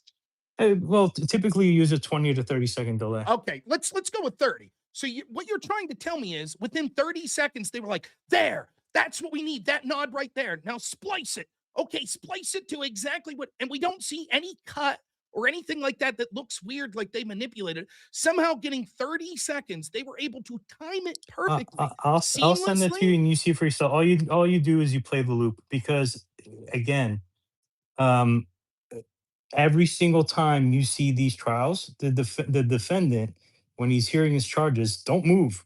I mean, you can go online and just look at video. What is it? Defending receiving charges through video, and you'll see almost every single time these people aren't moving. Right? They're in a state of fear. They're going in front of a judge for the first time in their life, hearing a murder charge. They sit there still. And that's what he did. And all you have to do is replay one of his other nods. He basically nodded after every time he heard the charge, he would nod. Except for this one, it was in the middle where it stopped as soon as he said, "You killed Charlie Kirk." Say, "Yep." Right? But all you the just other ones contradicted yourself. are normal. No, I didn't. Yes, but real quick, let me explain. You said every other time we see the person stays perfectly still. And then in the next sentence, you're like, and this time he was nodding after everything. Well, which is Yeah, true. his It's people body is normally still perfectly he nods. Okay, so And in do I need most to be more times, precise? now just to be Mm. clear, and I don't see the relevancy to how other prisoners act when charges are being read to this, but let's assume what we are going to say there's relevancy in those other prisoners that you were saying basically all act similarly. Do their bodies stay still, but their head nods usually, or does everything, including their head, stay still? No, some people don't react at all, and some people not. Like Okay, but it's just a human behavioral thing that happens. but what I'm saying is you're the one trying to draw a comparison to what he did to, and it sounded like what you were saying is everyone basically acts the same way, but Tyler did this thing that was different. And what you're No, he alleging didn't do. is This broadcast was different. You keep like changing things that I said. I no, said the no. broadcast is What? different. There is a Okay, what it appeared that Tyler did, which you infer is manipulating, was different than what the average person does. What the average person does is No, either that's state. not what I'm saying. You're He's not not hearing listening. what you're saying. I guess I'll say what I think you're saying slowly. It sounds like what you're saying is Tyler did what everyone does, sit there silently and nod. But some sort of official, some person somewhere intentionally manipulated the satellite data to make it sound like he said yes at one point, which is completely unusual because no prisoners ever do this. And it's not that Not Tyler what I really said. said yes. Okay, that's what I believed you said. So I'm Okay, sorry, I'm not what I'm mistaken. saying. Go ahead. Okay. What I'm saying is, okay, if you see a video, which is from a live broadcast from the courtroom through the internet, where every time the judge reads out the charge, the prisoner nods yes. Okay. And I'm watching the live broadcast. Okay. Then on the network, okay, because so I'm on stream up as well. The nod for that one specific question comes in the middle of him saying you killed Charlie Kirk, but on the courtroom broadcast, it's after the question, just like he did for all the other questions. The But that's following basically hold on. The following question, it goes back to being in sync with the nods. So why is okay. only that one? Why is only that one different on the broadcast media and on the live feed from the courtroom? Okay, let me respond. I don't believe that that's exactly what you said. I do believe that is part of what you said, but you also added other things, such as you said, other prisoners never do this. They never do that. And so when I outlined basically, yes, I outlined verbatim what you just said, that he's acting a certain way. Question asked, nod. Question asked, nod. Question asked, nod. But then it changes the one time where they ask him, "Did you do this?" And he nods at a different time because your He estimation is doesn't different. nod at a different time. The broadcast shows that he does, but I'm the sorry. live feed I'm shows that sorry. he doesn't. The one feed that you're talking about shows him nodding at that time, which is erroneous. That was manipulated, and he really didn't nod at that specific time.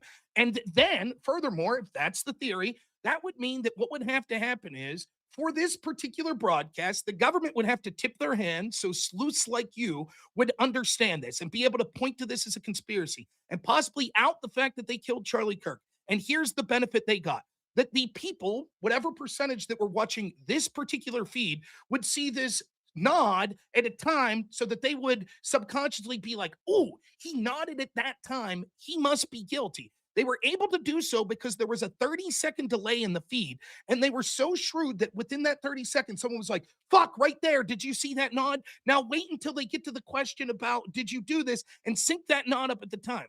That sync up was able to be done in a way that it's imperceptible that there was any cuts or any like that. The feed then continues and it goes back to the accurate feed where the audio and visuals meshing up, but there's no perceptive cut. That's the theory. This isn't hard to do, Rob. And the problem is there is a lot of things that the way people process. Like if you hear a lie 7 times, your subconscious stops filtering it as a lie and starts accepting it. That's why half the country believes the election was stolen because it was repeated so many times. And even though he went in front of Trump appointed judges, they're like no evidence, right? But the country believes it is because they heard it so many times that now they believe that actually happened, right? I And this is how, hold on, let me finish. And this is how things get put into some people's subconscious and start to believe that it's true. You can look it up, it is actual science. The other thing that you can do is symbols. Like example, when Trump did did the salute or whatever, the fact that they were able to convince some people that that was a Heil Hitler, right? Trump, Elon, which was a very loved figure in America, became evil to a lot of people. Why? Because when you have body language associated with something, it gets past that bullshit filter and doesn't get it discarded. So it goes into your subconscious much faster. So if you have a video that you're watching, you're not going to think about it. You're like, oh, wait a minute. He nodded there. So he's admitting he killed Charlie Kirk. That's not what happens. Your subconscious at night then lets that pass through like, oh, he's guilty. He did this. Your subconscious does that. So now you're like, yeah, I definitely think he did it. And this helps convince American people that he did it.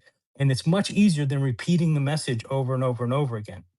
I Okay. don't And think look, that and that's. I I don't think. taught this in a I don't. university at a I master's don't think. level. Like I I don't really think understand how that the this works. juice. I don't think the juice is worth the squeeze, so that people like you that are intrepid could find out that there's a conspiracy to kill Charlie Kirk would be worth even trying to convince people in this way, as opposed to the evidence or having him found guilty. Why wouldn't they do things like just? Well, I'll get to that in a second. Just real quick though. Just say the camera But doesn't work but inside Epstein's no, no, no, cell no, while no, he's no, on no. suicide watch. Why don't you That's just not where do I'm going. that? No, that's not where I'm going. But just to be real quick, other than you disagreeing with me, the impact of this, everything else I outlined about the 30-second delay, them deciding in the moment, setting that up, there not being any clear cuts. You agree that's how it went down?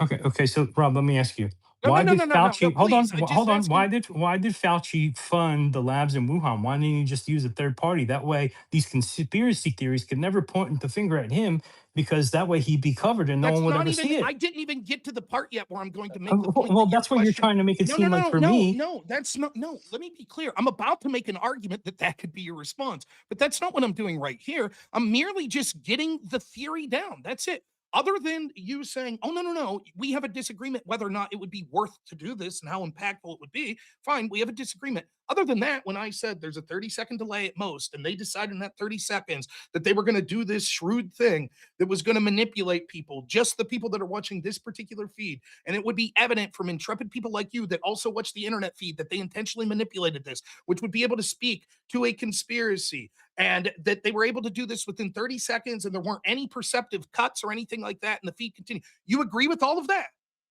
Rob, what I agree on is that this country, No, when no, they no. want Can to, you just. hold on, I'm answering your question. This country, most definitely, and I know that you agree because you're on the side that actually says this a lot, um, does engage in propaganda on its people to convince them of things. This is very easy to do. I don't think anyone on this panel disagrees. And if the government was involved in this, they 1,000,000% would engage in propaganda. But if I can, that would be like me saying this. I believe Joa is actually an artificial intelligence that was created by NASA. And he was here because NASA knows that there are Nazis on the moon that are working in collaboration with aliens. And so they created an AI to go into spaces like this to make interesting arguments to distract people from these Nazi aliens on the moon. And my proof of that, when I say exactly how they would have done this, is, they've been developing this technology for 5-6 years. And when someone says, wait a minute, how would this make sense? Like, they contacted Suleiman? How would this exactly go down? Let's go through the timeline. And my response to them would be like, I believe our government does propaganda. Right. No one denies that. I'm asking you just specifically the specific timeline and scenario I laid out. That's your argument. That's what you're claiming. Don't just say, I believe. Why can't you just say yes, Rob? That's what I'm saying. Because I'm Rob, telling you you, would actually believe that, though. you're putting words in my argument. I'm giving my argument is simple. The feed of the nod was manipulated by a few seconds. That's all that happened on only one specific question in order to propagandize the American people as to him admitting guilt of killing Tyler Robinson. Okay, Can I you feel like send we're me just that real repeating. quick? Okay, Last we're question I just have on this. repeating like a million times now. Yeah, The last just half an hour has been very repetitive. if I could just real quick, please, Yeah. Joe, please, right now, send me He'll this send you it. because it's. I mean, right now, so that when I leave here, I could look at this with my audience. I would love that. And do another thing for me, Joa. Send me the clip that you're claiming is manipulated, and then send me a clip with a similar timestamp of the one that was unmanipulated, so that we could compare it. That would be great. I'll just say this: I don't understand why the government would go about this when they could do simple things that would have made him look guilty, like just fake the ballistics and say, yeah, it came from that gun, definitely. Instead of that, they had this convoluted scheme that they're going to be like, oh, the ballistics are non-conclusive. But you know what we'll do? We'll just on one of the feeds slightly manipulate it by 3 seconds in a way that will be imperceptible without cuts, et cetera, that we'll only have 30 seconds to do so that people subconsciously think it's Tyler Robinson. It's just, it's crazy. It doesn't make sense. Rob, just deal with it. It's the feds. It's the feds. Actually, that's Joe's point. It's the Zios because Joe sold out. Joe sold out. Now he's not even blaming the Zios anymore. Where are we going with this investigation? I'll leave this investigation for a year, and now you're not blaming the Zios anymore. What is No, going we on still here? are. We still are. Oh, you are just Joe. There's plenty of people who do. All right, just We Joe know it it was. was them. I think So they're why Who is one in owns Joe the the. I fighting cable back think they're now? one in the networks? same. Who You owns should the be. cable networks? Who You owns should them? be. Yeah, You I should Come be. think they're on. one in You the The should be on same. Team CEO, Crucible. the Oh yeah, good one. I CEOs, don't know the exactly. CEOs are on tape in on the hard drives in Tel Aviv. Their CEOs are Exactly, on tape Joa. in Now, Tel Aviv I don't know. It's screwing coming little up with a kids more on plausible Epstein Island, theory. and every single one of Exactly, them knows it. So they better exactly. delay that for Now 30 your seconds. theory has become a little bit more plausible, Joa, because it was just too wacky with the government and JD Vance I and all that. believe they're one in the same, Suleiman. Well, Rob, I just Okay, wanted to Joa. point Don't out to play you defense that with the That's why they. Zios. That's why they want to merge. Okay, Joa. Okay, I Joa. Don't play defense with the Zios. Okay, listen. Let's do wait, a. real quick. I just wanted to point out to Rob real quick that Joa wasn't trying to speculate why there was a lag in the video that he was talking about. You're the one that's making a claim that it would be odd and why would they do this and everything else. He was just pointing out that it happened. That was it. No. He specifically said that the government intentionally manipulated this, or some nefarious agent manipulated Did this. you That's specifically No, I say said that, it Joa? Did I miss happened. that? No, I said it happened. You're the one who said, "Well, then what's the plausibility? Who could have done it?" Da da da. I'm just showing you that it happened. no. I say, That to me, the only thing that makes sense is actually the government because they would have access to the satellite. That's all. no. You then went into a big spiel about the Because you government. asked me to Please, theorize, let Rob. me. That's That's not why. true. You told. Can we I let mean, this go? I'll send I'll you the just. video. I have to look at it. Was a I'm really long just gonna. time ago. I'll say find one it. sentence. I'll say one sentence. No, he went on about how the government does this and how it would have a huge impact on people. He did that, not me. Okay, Rob. We want to recap now. Obviously, just to recap your position. You know my theory. I want to know your recap of this position. Go ahead. Do you mean for this specific conversation that we met Yeah, here, or yeah, just for sure. For this well, space. yeah, I mean, is this like a closing argument? Are we heading out soon? Yeah, closing Okay, argument. Yeah, fair that's enough. Fair okay. enough. Yeah. Well, first off, let me say, Suleiman, I actually, despite the fact Joe is saying that he thinks I'm bad faith, I don't really care. It's okay. I thoroughly enjoyed this space. Even the people that disagree, I thought it was entertaining. Would be happy to come back. My voice It was was good better. content. It was good content. Your Yeah. voice sounds amazing, Rob. Well, it was last time I Okay, just. Lonnie, stop flirting with him. Yeah, No, it I'm does. married. Last I'm time you can married. really tell. He was struggling. Like his Uh, voice was you could tell Wait, his voice was gone. you're right wing gay guy. No, I'm married. What? Oh, sorry. Okay, good. I'm married. Yay, come on. But no, I was debating for 15 hours previous to me coming on last time, so I'd lost my voice. Anyways, neither here nor there. My position is when it comes to the text message specifically, I think that we focused on the first portion of this space on sort of the message that Andrew Wilson released. I don't think it has any evidentiary value on who killed Charlie Kirk. I think that the message is accurate in my Oh belief, my and it. god, why are you attacking your own guy? What's that? No, no, Sorry, no. sorry. He's Go ahead. Go he's ahead. I was saying, Coleman's I was claim is that making. you and Joe are on the same side. No, No, no, I no. was saying Andrew Wilson because you're saying his evidence is Oh, lame. Oh, sorry, go ahead. Go sorry. ahead. Go ahead. Go ahead. No, Go ahead. no, I think that what it speaks to is what we could acknowledge publicly a lot, that Charlie feared the left as being the violent ones that would attempt to kill him. And it was in rebuttal to a Candace Owens claim that she was aware that this text exists, but speculated that it was perhaps Israel that he was fearful of. And that was the importance of the message, to show that the speculation was erroneous. The timeline of it adds up with what Erica Kirk told Candace Owens, which Candace Owens accepted. It makes sense with Erica's explanation that it was Signal or Telegram. The message looks like that. We went through sort of the cursor and showed that that was really a big nothing burger based on Andrew Wilson's feed that showed that it was just his mouse cursor over it, not from the direct picture. So we have all of that. We then transitioned into, I guess, charitably, like whether or not there was evidence for probable cause. I think the evidence is overwhelming. I outlined the case. I think there's a misunderstanding of a lot of the evidence, such as DNA degradation, what probable cause means, what probabilities are, what even the idea of 0% means, and things of that nature. Happy anytime anyone would like to call into my show. I stream almost every weeknight at 10 p.m. Eastern time over on YouTube at Normal Merit with Rob Noor. Happy to talk about any and all of these theories. I think that I'm pretty charitable. I'm not too ridiculous. And I just think at the end of the of this, like with this theory at the end, I just think if you're listening to this and you don't know much about it, it's really, I mean, I'm not saying this to be mean, but it is out there. Like people are, they're spiraling down the hole of the crazy stuff they believe, and it's regrettable. I think that that there are two types of people that do this. There are people that know that there's money or clicks or views in it. I'm not accusing anyone on this space of that. I will accuse people like Candace and Baron Coleman of that, though. And then I think there are people that are just conspiracy minded to the point where everything becomes a conspiracy and it becomes this ludicrous stuff. We're now talking about government agents hacking satellites or manipulating satellites with the 30-second delay to have a 3-second delay so it looks like he nods. It's insanity. And I think that the evidence is overwhelming for probable cause. I can't wait for the trial to come. Happy to be on the space again if you ever have it. So thanks so much. Appreciate it, Rob. Israel Great did it. point. Israel did it. That's great. Even better point there. I don't know. Joe, go ahead. Give us your wrap up. Yeah, look, I did enjoy the debate. The thing is I think a lot of people would see here, Rob, and I know this is not going to be a fair panel, not a fair audience, but you did use a lot of inference in your overwhelming evidence. Yes, there's a gun in the forest. Yes, there's Tyler Robbins' DNA on his gun. That doesn't mean it was used. They haven't been able to prove it was used. They can't even prove that Tyler Robbins pulled the trigger because he has the most degraded DNA on there. The only piece of evidence that's actually factual at the moment is yes, there's a screwdriver. We have two different reports. CNN said it was in the forest. The FBI said it was on the roof. Which one is the truth? We don't know. And everything else is inference. Every single piece of evidence you said is you saying it's Tyler. You said it's Tyler on the roof. You don't know. You said it's Tyler in the garage and in the stairwell. You don't know. And that's the problem. Not even Lance Twiggs testified that both the photos matched, but you're saying that they do match.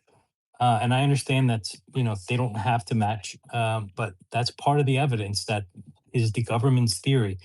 And that's the problem is every time someone says there's overwhelming evidence, it is based on word from the FBI and the prosecution of what someone told them that they have not provided evidence for as of yet. We're still waiting to see. And hopefully justice is served. And you know what? If Tyler Robinson's parents come out and go, yes, our son testified to us that he did it, then good, lock him up for life. If they say he didn't, then he should be left free. And I to me, that's what it hinges on because there is no other good evidence except for testimony that he confessed. And that's what I'm waiting to see. Great points, guys. Great debate. I think it was very respectful. We got loads of points across.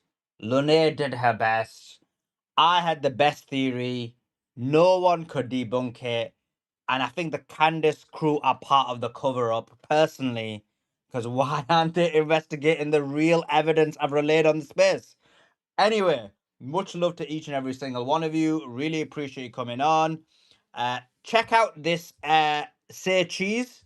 I'm gonna be pushing it a lot because this is the only app I'm allowed on. So we're gonna be following it, and it's golden because you can just send cheese to people. So follow it, hook up on it, and you can give your favorite. Wait, actually, I don't know if it's good because who wants to give Linnell start? All the chicks will start making bags just by being speakers. I said I'm gonna send it to you. I'm gonna send it right back to you. Yeah, I once you promise. set up, I guarantee you'll start making bear bag because No, I'm telling you, like no, these I simps are gonna promise. start sending it to the chicks on the speaker panel.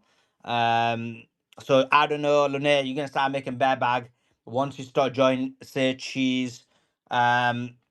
So yeah, check it out. Anyway, much love to every single person. Thank you, Rob. Thank you, Sully. Yeah, Yeah, appreciate it, thanks. everyone. Thank you, Rob, Joa. Lune, Joa, I don't I know, don't know, Maya, Maya.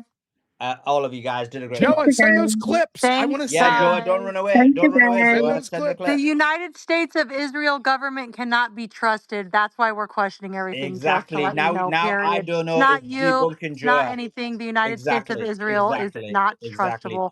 And Joa the Mormon debunked. Mafia is part of it. Exactly. Joa debunked right at the end. Okay. Appreciate you guys joining in. Appreciate you guys listening. And we'll see you next time. Bye, everyone. Good night, guys.